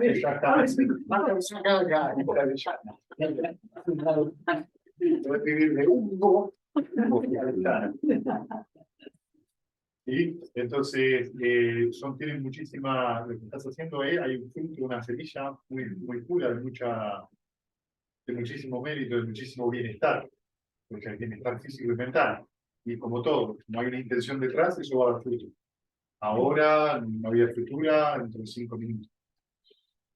Este fue el primer conocimiento que obtuve en la primera vigilia de la noche, y la ignorancia fue destruida, el conocimiento había surgido, la oscuridad fue destruida, la luz había surgido, como ocurre en uno que es diligente, fervoroso y resoluto. ¿Sí? La primera parte de la noche es la que va de las 11, perdón, de las 7 a las 11 de la noche. ¿Sí? A veces se le dice la primera parte de la noche. ¿Qué dijo de la primera parte de la noche? Perdón. Recuerda todas sus vidas pasadas. ¿Sí? El Buda puede hacer eso. Puede recordar el completo de sus vidas pasadas. ¿Sí? Los Arahant pueden recordar a veces miles de vidas. ¿Esta descripción es de la noche que se ilumina? Sí. Ah, perfecto. Sí, sí. Que él cuenta las etapas, Claro. cómo fue En general, sucediendo. que él llega ahí, ¿sí? Y a otras personas recuerdan una, recuerdan dos, recuerdan tres. También ese momento de 7 a 2, dijiste que era De 7 a 11 de la noche. 7 a 11. Sí. Ah, no. De hecho, esto de recordar vidas pasadas suele ser a veces un factor de enormes problemas, porque hay gente que no entiende. Entonces, a veces recuerdan vidas pasadas espontáneamente, tienen esas experiencias, pero lo que recuerdan de su vida pasada es bastante terrible, porque por ahí fueron asesinos, mataron niños, tiraron la bomba, qué sé yo, digamos, hicieron un montón de cosas, y si vos no estás listo mentalmente para eso, podés llegar a tener serios conflictos y problemas mentales. Entonces este trabajito es para alguien con una mente ya desarrollada. ¿Sí? ¿Cómo has dicho una vez de cuando uno reconocía que estaba viendo una vida pasada y no una fantasía? No hay forma científica de comprobar eso, no la hay. ¿Sí? Eso habías dicho una Sí, a veces hay posibilidades porque tenés la oportunidad de confirmar ciertas cosas. A mí mi experiencia fue que yo la pude confirmar y fue muy gracioso y nos matamos de risa. Pero en general, la vida pasada, a diferencia de un recuerdo, así es que la vida pasada vos la ves en primera persona. Y en líneas generales estás viviendo, reviviendo la situación. Un sueño. Como si fuera un sueño. Sí, tiene cosas parecidas a un sueño porque, digamos, llamémosle el filamento, la materia de lo que está hecho el sueño o el pensamiento, es lo mismo que la memoria. Y con todos los sentimientos y todo. Sí. Mm. Lo que pasa es que eso varía, por eso es tan importante cómo está tu mente. Por eso, para recordar las vidas pasadas, tenés que llegar al cuarto llama. Entonces, cuando tu mente se vuelve aquietada, purificada, radiante, sin mácula, libre de corrupción, flexible, maleable, firme, vivo alcanzado de la imperturbabilidad, recién ahí haces el entrenamiento de vida pasada. ¿Cuál? Exacto. Tenés que poder estar en el cuarto llano además mucho tiempo. Mucho tiempo, una vez que estás ahí, podés hacer el recuerdo. O sea, lo que haces es trabajar la memoria. ¿Sí? ¿Y todos tuvimos millones de vidas o puede ser que alguien ya tenido 3 vidas? Todos, Somos muchos. cada vez somos más. No sabría decirte eso, pero somos muchos porque somos muchos en diferentes planos. Ah, Si bueno, vos eso ya tomás fue el, todavía. claro, si vos tomás el plano humano, que somos los que somos, en el plano infernal somos muchos más que en el plano humano. Y en los planos celestiales son menos que en el plano humano. Ujú. A medida que va siendo Se va más achicando. elevado el estado, son cada vez menos. La vida es más larga. Bueno, eso es relativo también. Entonces, hay... Bien. Entonces, cuando la mente estaba así concentrada, o aquietada, purificada, radiante, sin mácula, libre de corrupción, flexible, maleable, firme, y hubo alcanzado la hiperprobabilidad, la dirigía al conocimiento del fallecimiento y reaparición de los seres. Vi por medio del ojo divino purificado y que supera al humano, seres muriendo y reapareciendo, y observé que eran inferiores, superiores, hermosos y feos, afortunados y desafortunados según su karma. Estos seres dotados de mala conducta de cuerpo, palabra y mente, que injuriaron a los nobles son los que han alcanzado por lo menos el estado de Sotapana para arriba, de los 4 grados de santidad, que mantuvieron opiniones erróneas y realizaron acciones bajo la influencia de la opinión errónea, con la descomposición del cuerpo tras la muerte, han reaparecido en el plano de privación en un destino malo, en los reinos inferiores, en los reinos infernales. Pero estos seres dotados de buena conducta de cuerpo, palabra y mente, que no injuriaron a los nobles, que mantuvieron opiniones correctas y realizaron acciones bajo la influencia de opiniones correctas, con la descomposición del cuerpo tras la muerte, han reaparecido en destinos buenos en los mundos celestiales. Así, por medio del ojo divino purificado y que supera al humano, vi seres falleciendo y reapareciendo, y observé cómo eran inferiores, superiores, hermosos, feos, afortunados y desafortunados según su karma. ¿Sí? Entonces, esta es la segunda meditación, la posibilidad de ver en otros seres cuál es su condición previa y su condición luego de la muerte. ¿Para qué sirven estas meditaciones? Estas meditaciones no son meramente, estoy aburrido, no es que ya no largo temporada, es una vida pasada. No. Fíjense que lo que estaba explicando acá, que esto es para poder observar el karma como una ley. Es la ley de causa y efecto.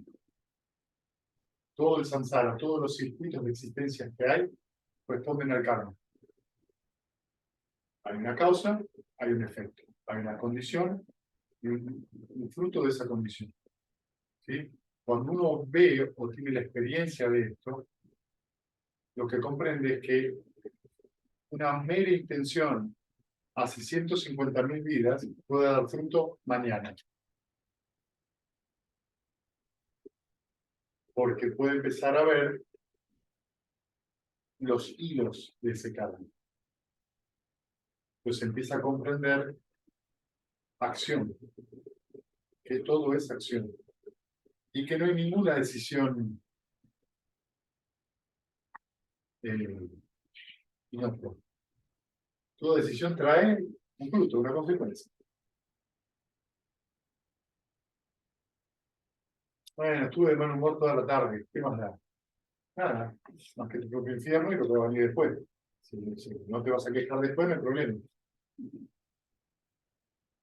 Entonces, entonces, por eso, fíjense dónde está colocado esto, dentro de las dos clases de pensamiento. ¿A dónde oriento la mente? ¿A un pensamiento sanito, alegre, o enojón, con bronca, y estoy dándole cuerda a eso? Porque eso después trae, lo que dice acá, trae la consecuencia de eso. Entonces, lo que nos permiten estas dos cosas es justamente poder observar la ley del karma. Cuando uno empieza a observar esta causa y este efecto, se empiezan a caer algunas creencias, sobre todo supersticiones, ¿no? Siempre que salga con mi termo azul, o violeta o lila, o el color que sea esto, me va a ir bien, porque es mi termo de la suerte. No hay termo de la suerte. Acabas. Exacto, no existen las cábalas. Las cábalas son una superstición. ¿Por qué? Porque todo es condicionado e impermanente. Pero nosotros tenemos dentro de nuestra tendencia emocional habitual muchas cábalas. Por ejemplo, yo siempre soy así. Cábala. Superstición, eso es una superstición. Yo siempre soy así. No, eso es una superstición cuando sos siempre así. Ante ciertas condiciones tenés una reacción parecida. Yo me conozco a mí mismo. Exactamente no te conoces ni un poquito. Exactamente. No te conoces ni un poquito.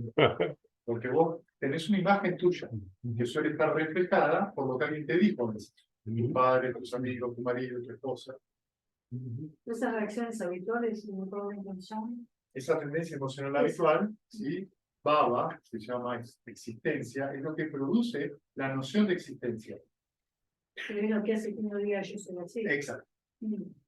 Que viene reforzada ya con el apego y la avidez. Ah, yo soy de esta manera. Y ya no voy a cambiar. Yo no cambio, yo soy así. A esta altura de la A esta vida. altura de mi vida. Exactamente. Mm.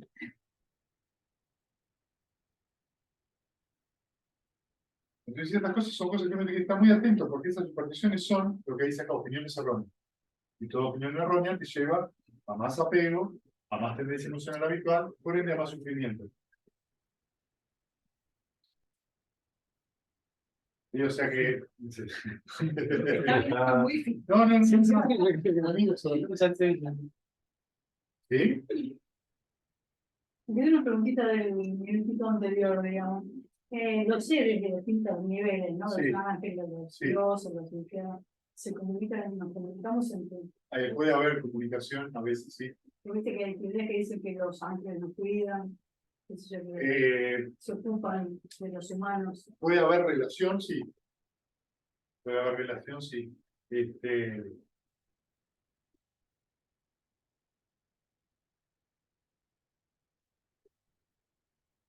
El budismo tiene los dedos, ¿no? Sí, devas y brahmas, digamos, que los reinos, los devas, el deva loca, digamos, son los 6 reinos celestiales sensuales.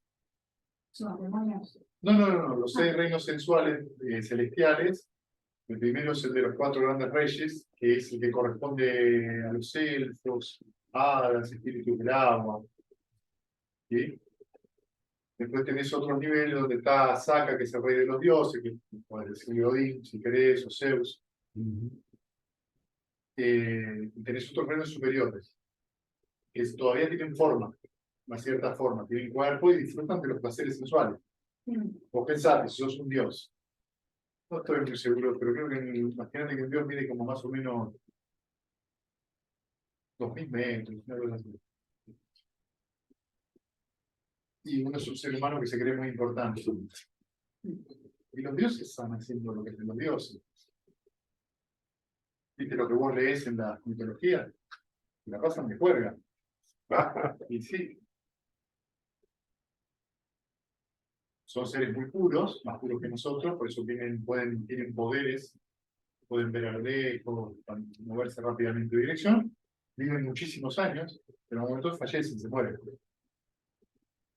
Pero bueno, tienen relaciones, ¿sí? Se enojan menos. Que nosotros. Matan también. Sí, y a veces tienen guerras, sobre todo con los asuras, que son los llamémos de dioses infernales, ¿sí? Pero también es rara esa relación.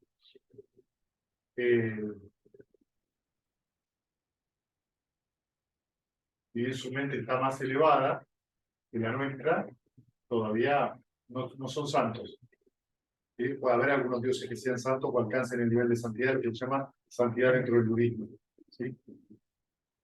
Y después de esos 6 reinos sensuales tenemos el Brahma Loka. El primer yana, que les comentaba antes, corresponde al primer Brahma Loka. En el primer Brahma Loka vive Mahabrahma. Mahabrahma es un dios que, para describirles el tamaño que tiene, la galaxia en la cual vivimos la tiene entre los dedos. Ese es el tamaño que tiene. ¿No te referís a cuerpo, así? Forma. Material. Es forma, una forma, tiene una forma. Material sutil. ¿Sí? Otro tipo de materialidad y Otro tipo de mentalidad. materialidad, ¿viste? Es un dios, digamos, de un tamaño enorme, obviamente, con poderes muy grandes. ¿Sí? Hay un sutta que pueden leer, que es el número 40, no me acuerdo si 41, 42, o 41, o 39, no me acuerdo cuál de los dos, donde Brahma dice que es eterno, y luego lo escucha, entonces lo va a visitar. Dice, ¿qué estás diciendo? Yo me acuerdo cuando todavía vivías en el casetito, en el demo, ¿por qué olvidaste? Porque hace mucho tiempo que vivías. Bueno, los dioses tienen grandes cantidades de vida. Mahabrahma vive, creo que alrededor de, estoy seguro si un eón o 5 eones, no me acuerdo, que es el tiempo que tiene el universo en expandirse, frenarse, contraerse, frenarse. Eso es todo un eón. Porque vive todo eso. Pero ahora estamos en el proceso de expansión.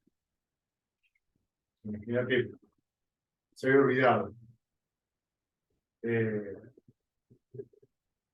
Cuando vos entras en el primer yana, esa alegría que vos sentís es la que viven esos seres.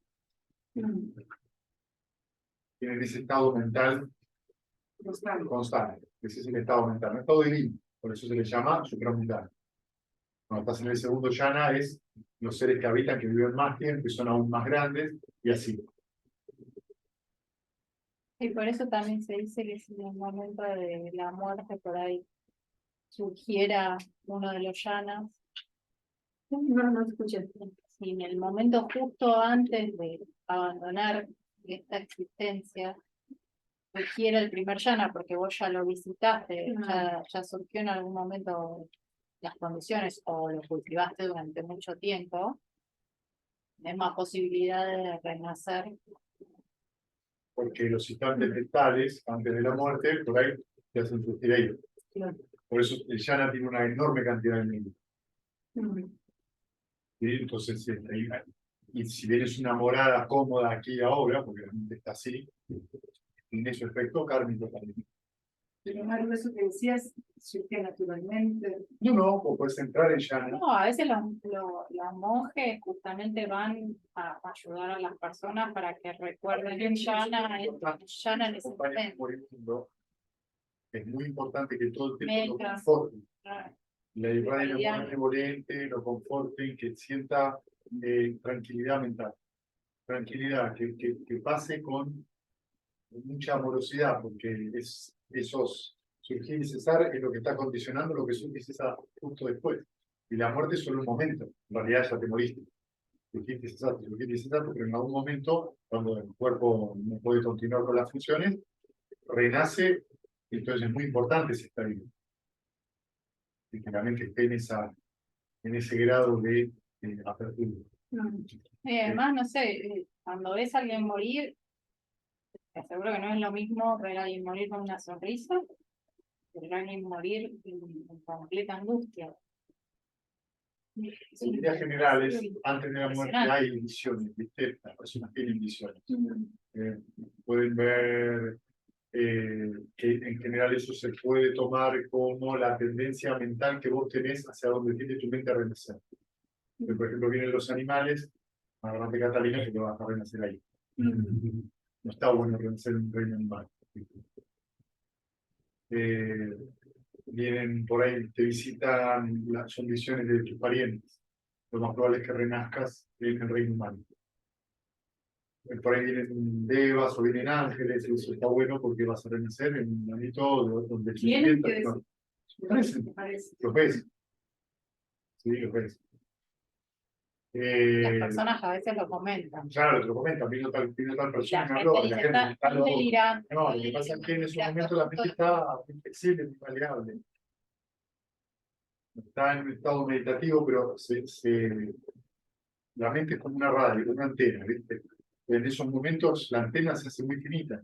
Y hoy capta cosas. Como vivimos en un siglo donde si no te lo puedo pedir no existe, entonces está delirando.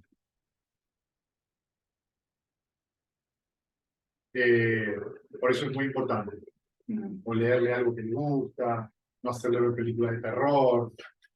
¿Me explico lo que quiero decir? No cosas que realmente sean, que se ría mucho, ¿sí?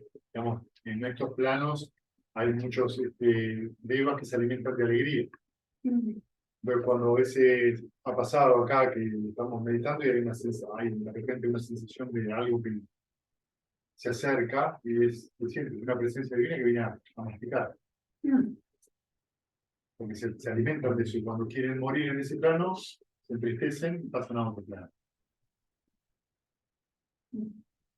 Porque viven de sus sentimientos. ¿Sí?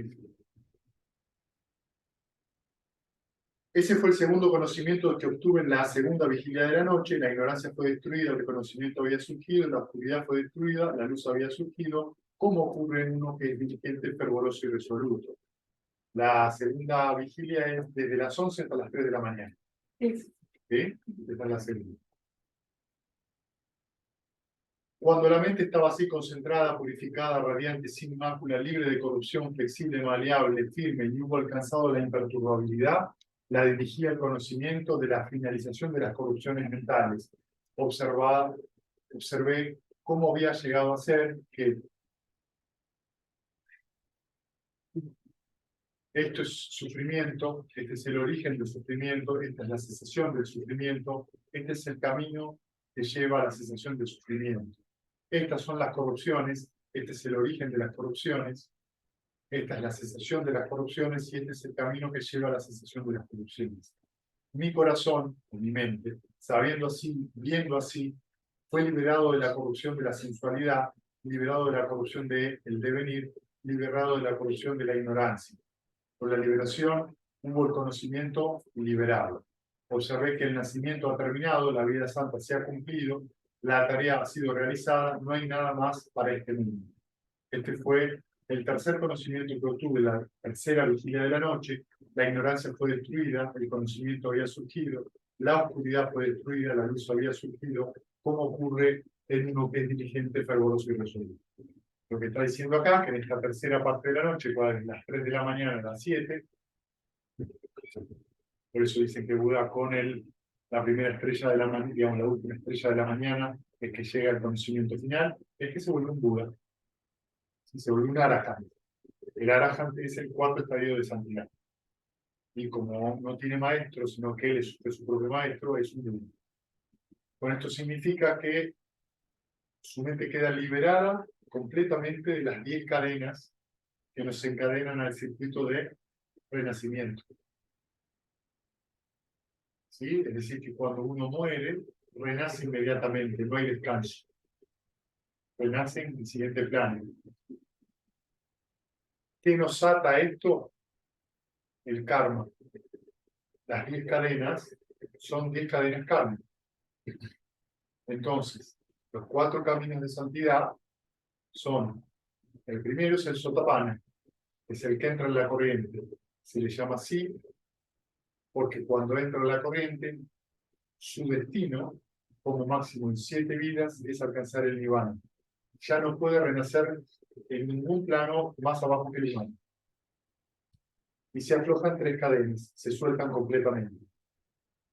La idea de yo desaparece. El Sotapanna se da cuenta de que no existe el yo, de que es una mera idea. esta identificación con el yo no es completa todavía, no se soltó por completo porque todavía tiene identificación con alguno de los agregados, pero se da cuenta rápidamente. La segunda cadena que suelta es la duda. No duda más de que este camino es el camino que lleva a la cesación del sufrimiento. La tercera cadena es que no cree más que rituales, ritos y todo tipo de supersticiones lo van a llevar a la liberación. Esto es muy importante. Pero cuando esto ocurre, en general el practicante lo que siente es un enorme alivio, sobre todo cuando obtiene la entrada al camino que se llama y el fruto, que es lo que sella el logro del primer estadio de santidad. Cuando esto pasa, hay un tremendo alivio. Buda dice que es un sotapanna, si todo su sufrimiento es el cuerpo entero, lo único que le queda liberar por sufrimiento es lo que le quedó en una uña, es el polvo de una uña. O sea que en el budismo, el primer nivel de santidad es bastante. ¿Sí? No es como en otras religiones, donde la santidad está aplicada en general a superpoderes y nada más, y ciertas cosas morales. ¿Sí? Es decir, por ejemplo, en el cristianismo, los santos tienen en general poderes, suelen ser bastante morales, no todos, porque muchos son declarados santos por cuestiones políticas, o son declarados santos porque han hecho alguna determinada actividad. En el budismo es mucho más, en ese sentido, estricto la santidad. Un sotapanna cuando entra es prácticamente muy difícil romper los preceptos. No puede romper los preceptos, excepto que haya una provocación directa. No puede lastimar a un ser viviente, pero por ahí se puede defender y lastimar a un ser viviente por defenderse. Eso todavía puede existir. Pero es una provocación directa, si no, la mente cambia completamente. Y cambia porque cambia, la mente cambia en relación a lo que pasaba antes de esa experiencia. Hay un montón de identificaciones que desaparecen, hay un montón de ideas que no están más, ya no hay identificación con los estados emocionales porque no surge. Luego viene el segundo estadio, si uno vuelve a experimentar el nirvana, viene el segundo estadio, que es el sakadagami, que es el que retorna una sola vez. Es decir, que le queda un solo renacimiento como máximo antes de alcanzar el nirvana final. El sakadagami afloja dos ataduras muy fuertes que son el deseo sensual y la aversión. Quedan debilitados pero no cortados. ¿Sí? ¿Cuál es la diferencia entonces entre un sotapanna y un sakadagami? El sakadagami suele captar antes cuando la mente está contraída. Capta antes la evidencia. El estado negativo le dura mucho menos que un sotapanna. Por ejemplo, un sotapanna le dura 5 minutos, con el sakadagami le dura 1. A veces son instantes. Por eso la vida es mucho más sencilla. Luego, si vuelve a experimentar el nirvana nuevamente, se transforma en un anagami, que es el tercer estadio de santidad, donde con el fruto de la experiencia de anagami, se sueltan esas dos cadenas. No hay más deseo sensual, no hay más aversión. Con esto, según los sutras, desaparece el miedo. No hay más miedo en la mente de esa persona. No teme más. Porque el miedo está arraigado en el deseo sensual y está arraigado en la aversión. Como no hay más miedo, tampoco hay más deseo, no hay más amor romántico. No existe el deseo sexual. Desaparece de la mente. Como impulso. Una mente que está muy tranquila, como está. En cualquier lado donde está, está bien. Te invitas a comer, ¿qué quieres comer? Y dentro de ¿qué tenés? Tenés aceituna, bueno. Tenés aceituna, bueno. Te hago una pregunta. Sí. Porque, bueno, vos sabés que yo te he comunicado por ataque de pánico, por Sí. miedo y todo eso, pero en situaciones de estrés, es decir, en situaciones donde acorreo peligro en mi vida, no tuve. No sé por qué. En el momento, No tuve nada. en el momento en general, cuando uno actúa en una situación de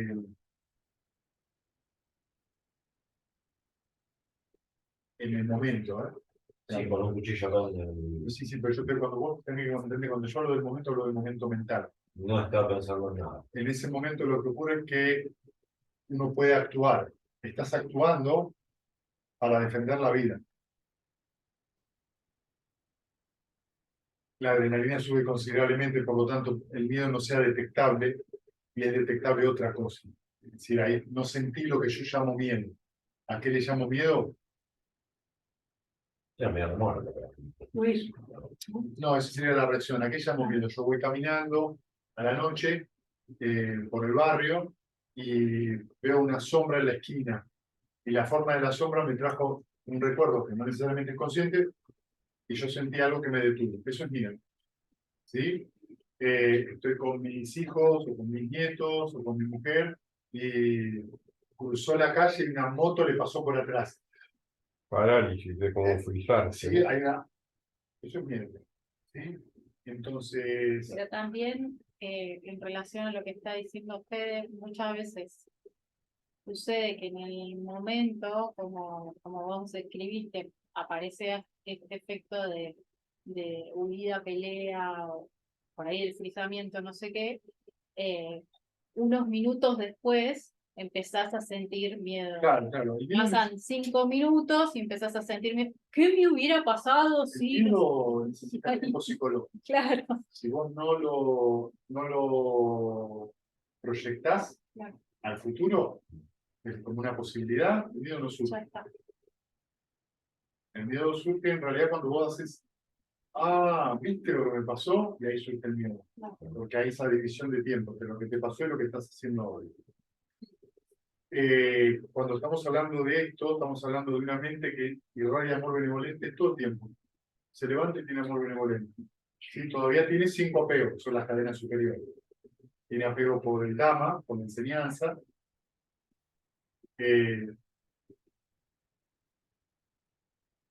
O sea, puede todavía albergar algún cierto tipo de orgullo, y que son las cadenas superiores, que es la que suelta el Arahant, eliminado completo, ¿sí? Que suelta el deseo de existir en los planos materiales sutiles e inmateriales, eso desaparece.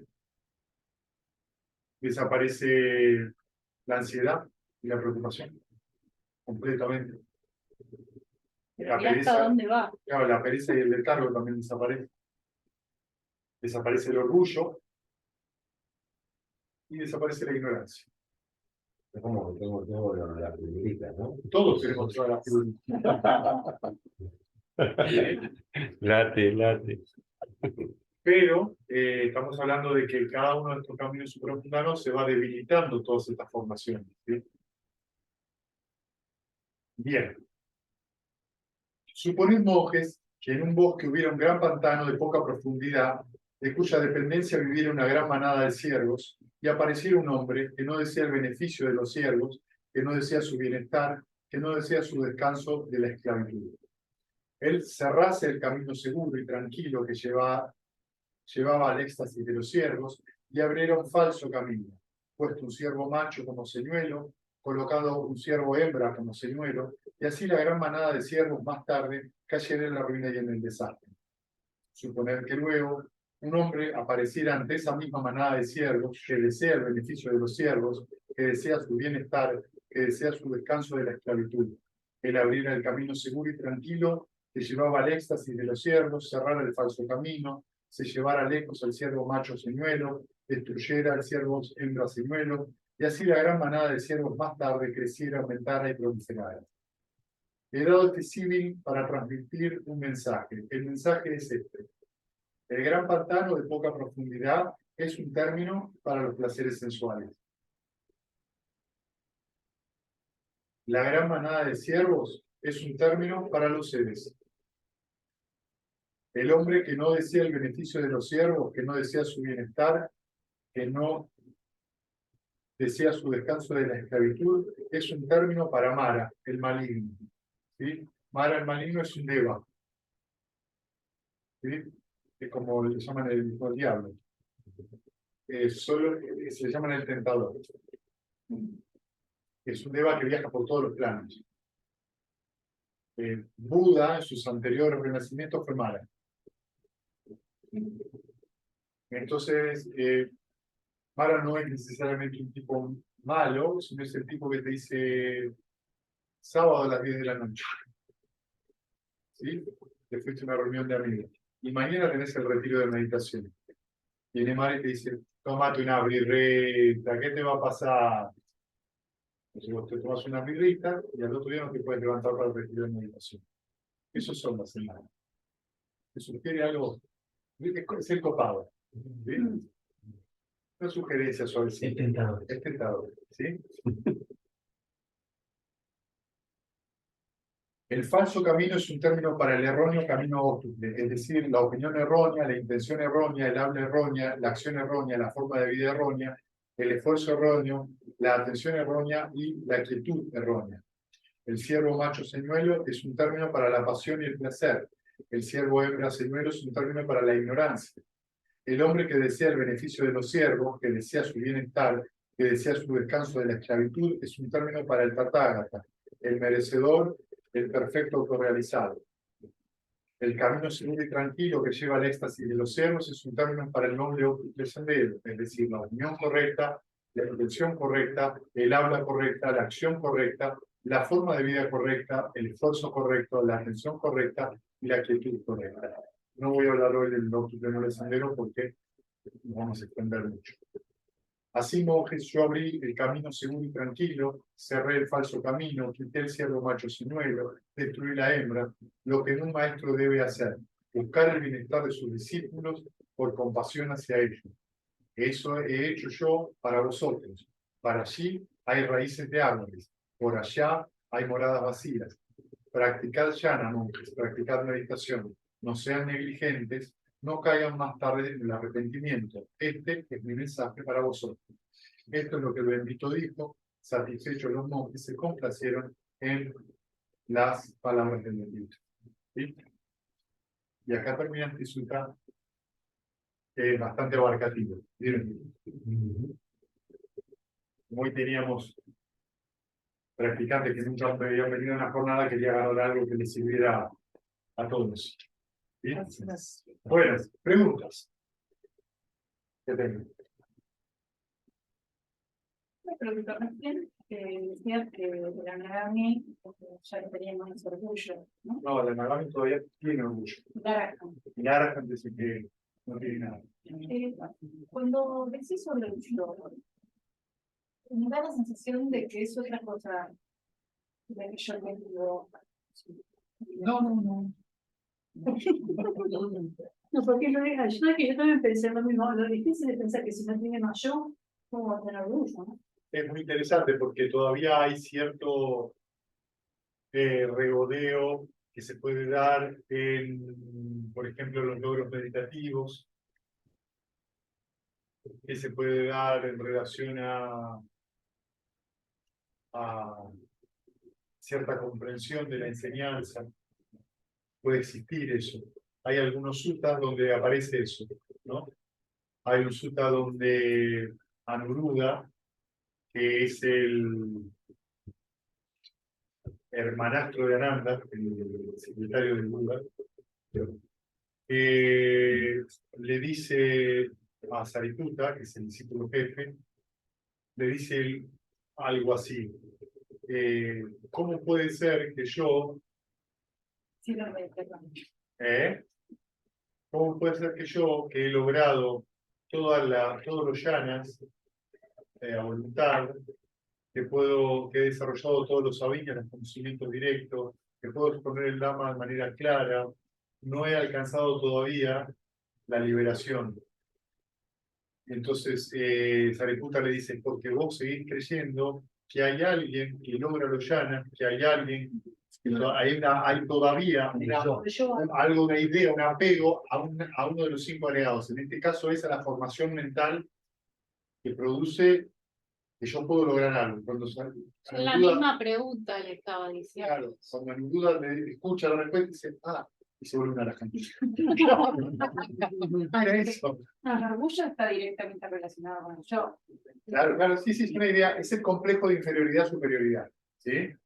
Para ponerlo en palabras sencillas. El complejo de inferioridad-superioridad recién se libera en el alajante. Lo que pasa que no todas las mentes tienen el mismo nivel de orgullo. Hay mentes que tienen eso muy alimentado, otras mentes no les pasa tanto eso. No les va por ahí. ¿Sí? Lo mismo con los deseos sensuales.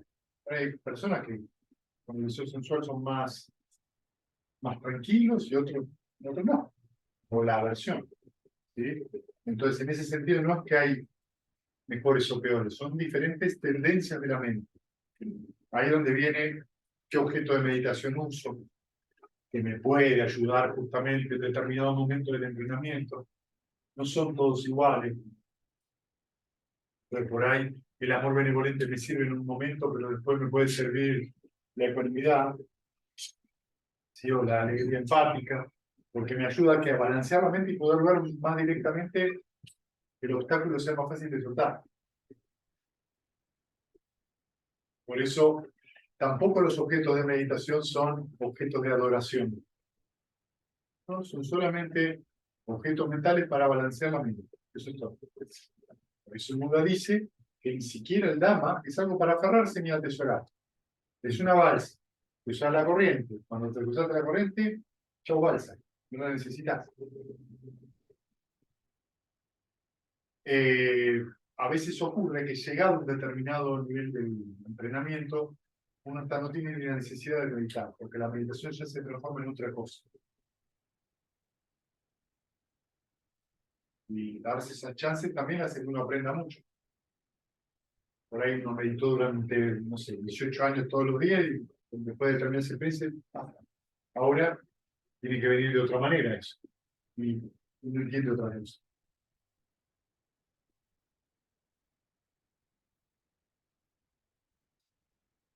Pero ahora no estamos en ese momento. No, ahora no. No sería Ahora sería el momento Ahora de... tienen que seguir sentando todos los días.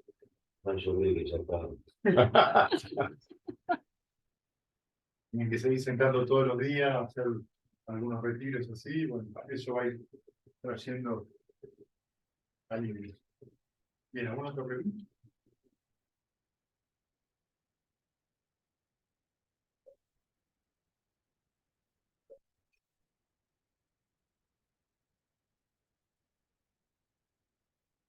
Hay aromas, ¿no?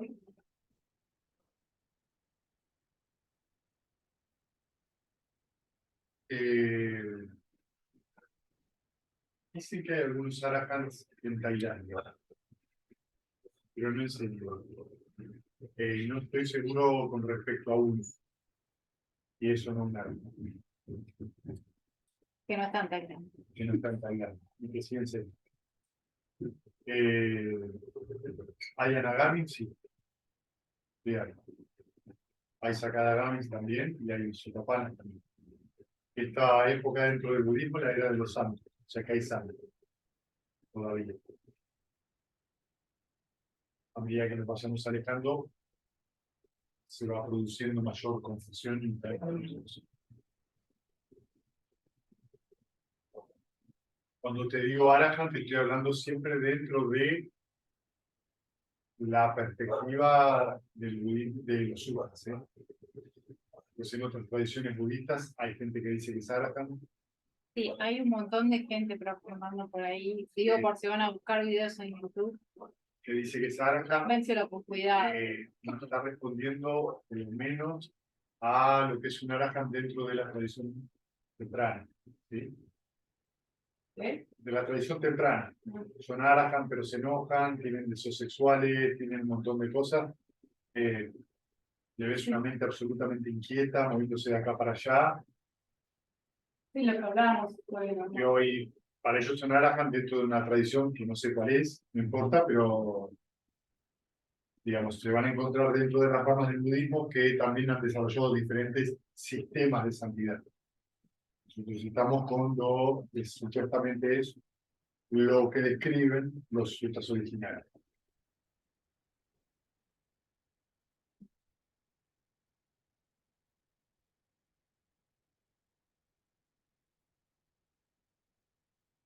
Sí, de hecho, ahí en la biografía de Vimalaransi, en algún momento es como que alcanza, no sé cómo se llama, los 12 conocimientos, 16 conocimientos, no sé, dentro de la tradición theravada, y le dicen, bueno, ya está, y eso como a él no le resulta satisfactorio, es lo que de alguna manera lo empuja a buscar. Claro, en un momento a Dante Malarance le dicen, bueno, ya tuvo su Frutapana porque había hecho un retiro de 2 años.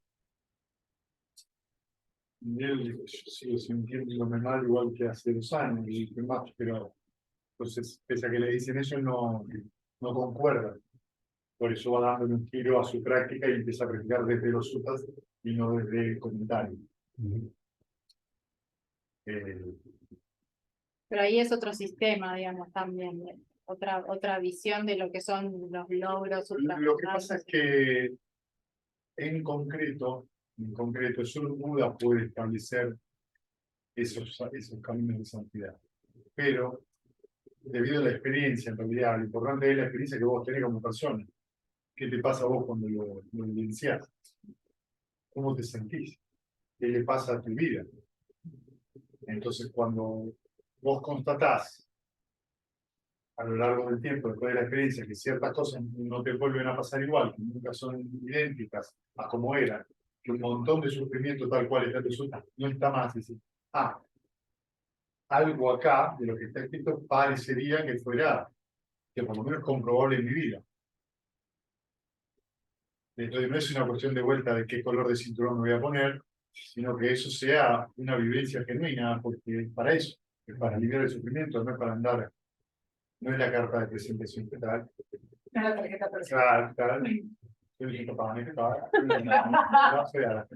no, digamos.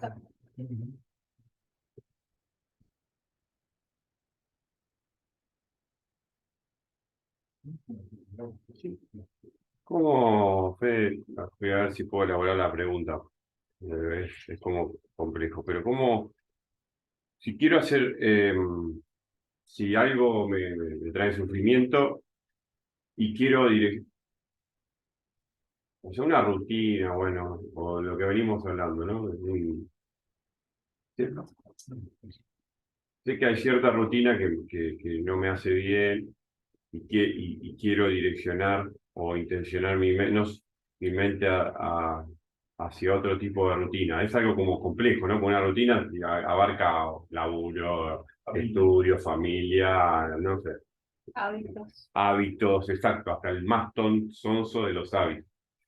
Eh, ¿Cómo, eh, cómo intenciono, ¿no? Porque a veces yo lo que veo que a veces digamos, uno piensa que es la costumbre o el trabajo, y en realidad son muchos chiquititos, muchas cositas chiquititas que a uno ya no se siente cómodo. Entonces, ¿cómo intenciono mi mente a un cambio de esa magnitud? Porque, o, no sé, estoy tratando de armar la pregunta, porque a veces es como que la meditación, a mí, la verdad, y cuidar los preceptos hizo cambios grandes en mi vida y que me llevó a lugares que yo no esperaba.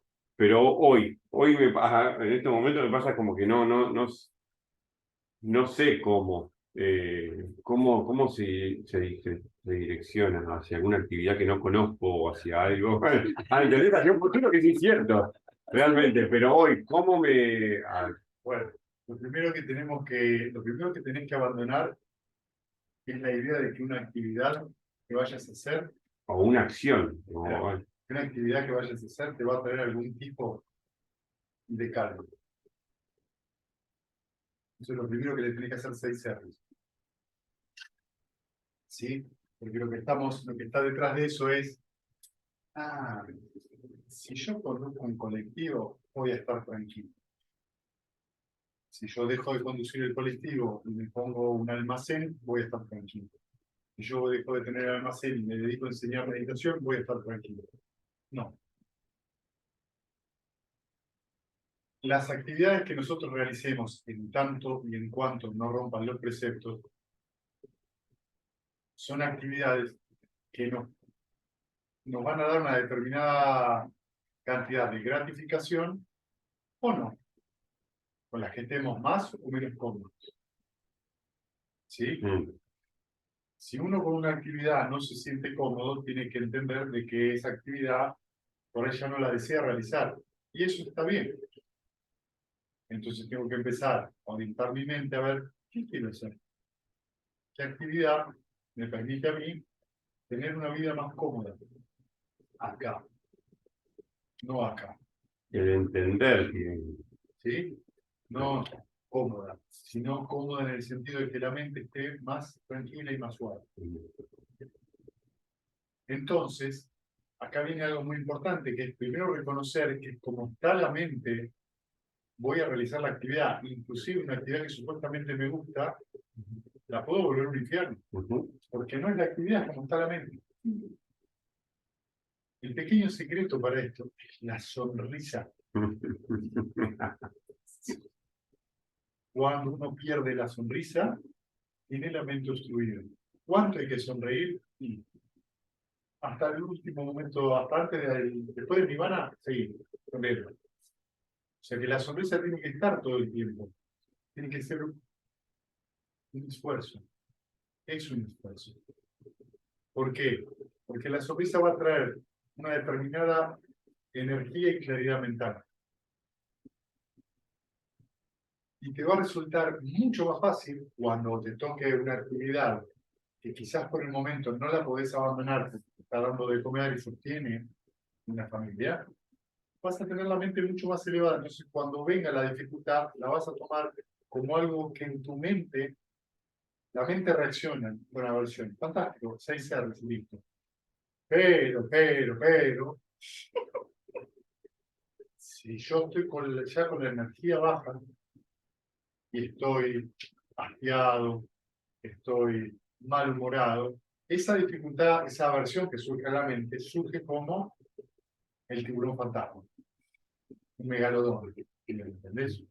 Es enorme, te come entero, no tenés manera de ninguna forma de abandonarlo, porque la personificaste, volviste eso, y empiezas a ser un infierno. Esto me pasa a mí, porque estoy en este trabajo que yo no quiero. No, eso te pasa a vos, porque en el momento que surgió esa molestia, te identificaste. Esa es la verdadera causa. Hago 6 R's a eso. Vuelvo a la sonrisa. Con esa sonrisa,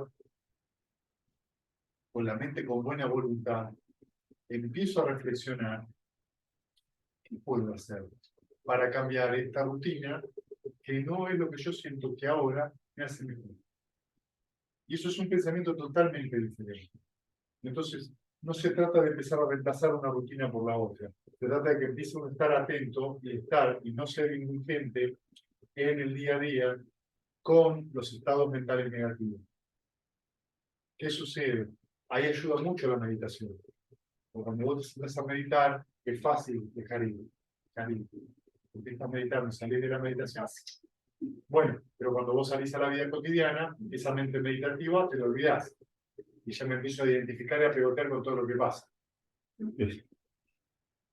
Es que, por ejemplo, hace 2 semanas me pasó lo que estás diciendo. Me levanté un lunes a las 5:30 de la mañana haciendo un esfuerzo necesario, porque era el momento de haber descansado el fin de semana para poder meditar. Después ir a dar una clase y después todo el día de laburo. Y me sentía cansado, Sí. pero agarré y me senté igual y me fui a la mente y el cuerpo cuando terminé de meditar me sentía liviano. Fue una vez. Después pasaron, 14 días. Y nada, como vos decís, fijé la actitud mental de cansancio o lo que sea del laburo y como que hizo que Vos sea más. meditaste a la mañana y te sentiste mejor. Sí. Fuiste a la clase de jiu-jitsu y te sentiste mejor. Sí. Llegaste al trabajo y supuestamente te sentiste peor. Un poco peor. Un poco peor. Después vine a las clases de jiu-jitsu, estoy mejor. Bien, muy bien. Pero bueno. Entonces lo que vos te vas dando cuenta, es que en ese sentido, en tu mundo cotidiano, tiene un efecto en tu mente. Sí, completamente. Ese efecto en tu mente, por eso es que después uno tiene que tomar la decisión, bueno, ¿qué voy a hacer con este trabajo? Porque lo hago todos los días. ¿Cómo puedo hacer para cambiar esto? Pero tiene que estar en la mente. esa intención y esa determinación. No puede estar en el afuera. No es el trabajo lo que está molestando, es la aversión a eso lo que está molestando. ¿Sí? Ahora, veamos la otra parte. Si vos reconociste que eso es bueno, ¿por qué no lo repetiste? Ahí nos damos cuenta. El agotamiento fue como... Correcto. Entonces, con el cuerpo cansado, ¿viste lo que dice el La Sutta? mente se Cuando el agita. cuerpo está Sí. cansado, la mente está inquieta.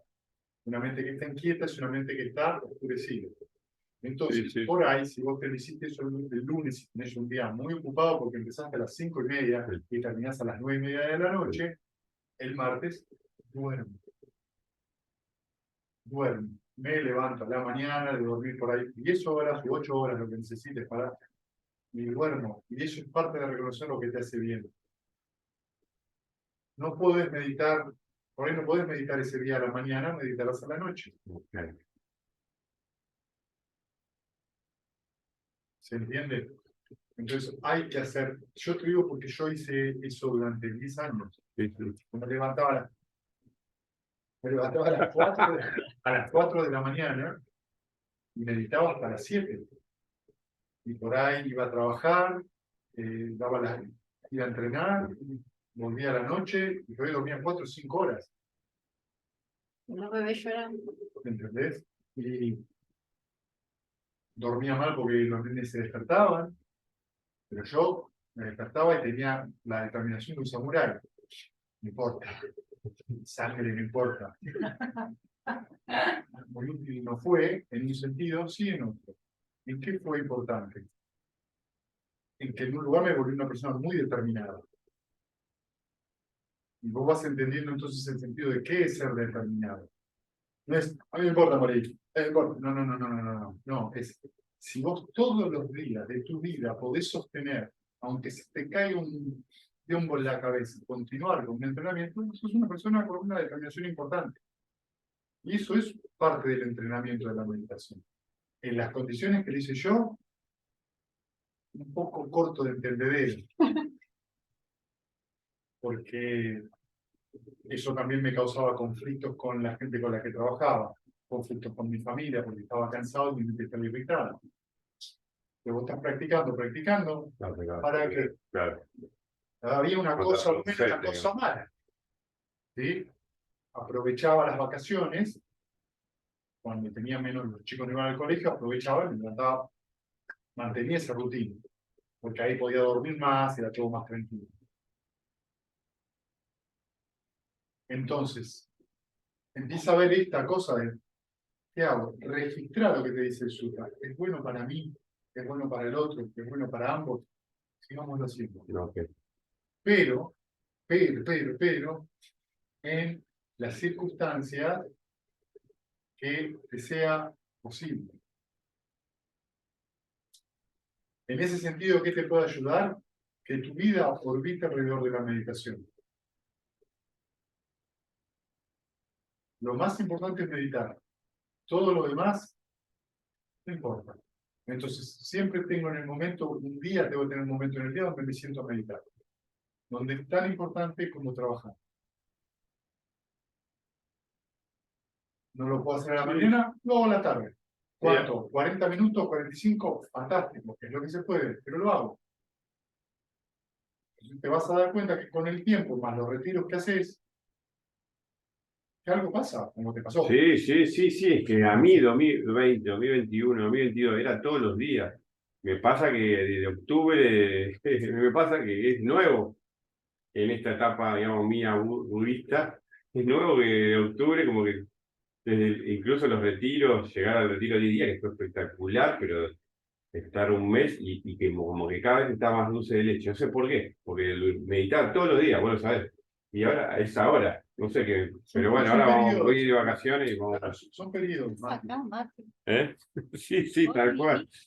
Son periodos, no es un problema, no es un problema. En el momento que por ejemplo, no puedes meditar tanto, está bien, pero mantiene la conexión, ¿entendés? Por ahí te escuchas una charla del Dhamma y ya eso te trae algo, por ahí lees algo, Sí. me contaste y eso te trae algo, uno está en contacto, ¿sí? Lo que uno no tiene que hacer es justificar. Porque si uno se justifica, alimenta un apego y entonces después es el doble de difícil. Bueno, me siento, porque no tengo ganas, ok, estoy cansado. Bueno, tomo una decisión, me hago cargo de esa decisión. Está bueno. Sí, me voy a sentar un poquito. Me vas a acordar un chiste, no un santo de... No viene a cuenta. No digas. El cura con la calculadora que le calculaba cuántos padres nuestros. Bueno, no importa. Dale, contarlo. No, Entonces, pero es este dicho que está el pastor, que cuando está dando el sermón piensa en la relación sexual con su mujer, y cuando tiene la relación sexual con su mujer está pensando en el sermón que va a dar. ¿Entendés? Así funciona la mente. Nunca está donde tiene que estar. Y cuando está ahí, bueno, ahora está. ¿Qué está? ¿Por qué no está prestando atención? Yo siempre tengo una excusa. Ahora no estoy cansado, estoy descansado. ¿Por qué no te sentás?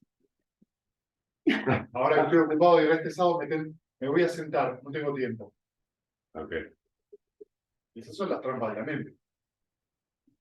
Porque yo siempre pienso eso, ¿no? Cuando uno medita, la parte más linda es cuando uno está conectado con el sentimiento. Claro, ¿Y por qué la mente se viene leyéndose todo el tiempo? porque durante eones está esta idea de persona.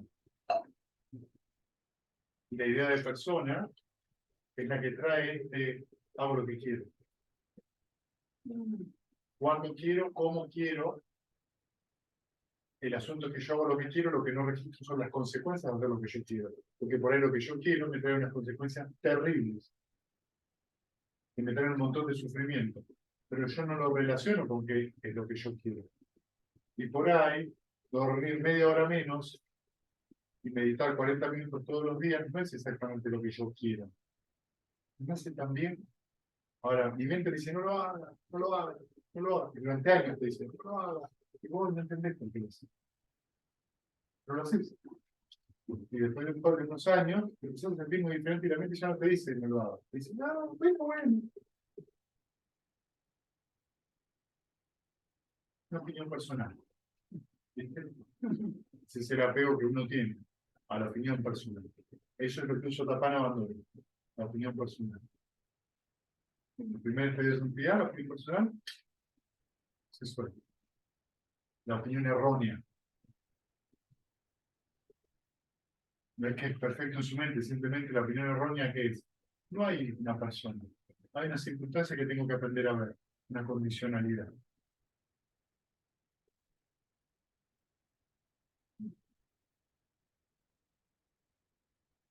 ¿Muy bien? Bárbaro. Espectacular. Bien, ¿alguna pregunta más?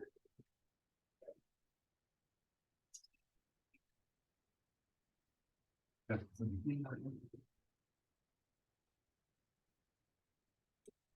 este caso debería ser como la mente, como el mar interno. No hay un mar interno. Hay un mar dando vueltas ahí, y sí, te va a decir, te va a tentar. Fue lo que me llamaba la atención de Sutta, que te dice que el camino estaba para los siervos y viene alguien y crea el otro camino. Claro, lo que te está queriendo decir ahí sí es que son las tendencias emocionales habituales y las tendencias subyacentes que te llevan a ese punto, a actuar de esa manera. Subyacentes no son. Para otra charla, porque nos extenderíamos mucho. No quiero, ya los abrumé, no los quiero abrumar. Yo no sé ni a dónde estoy.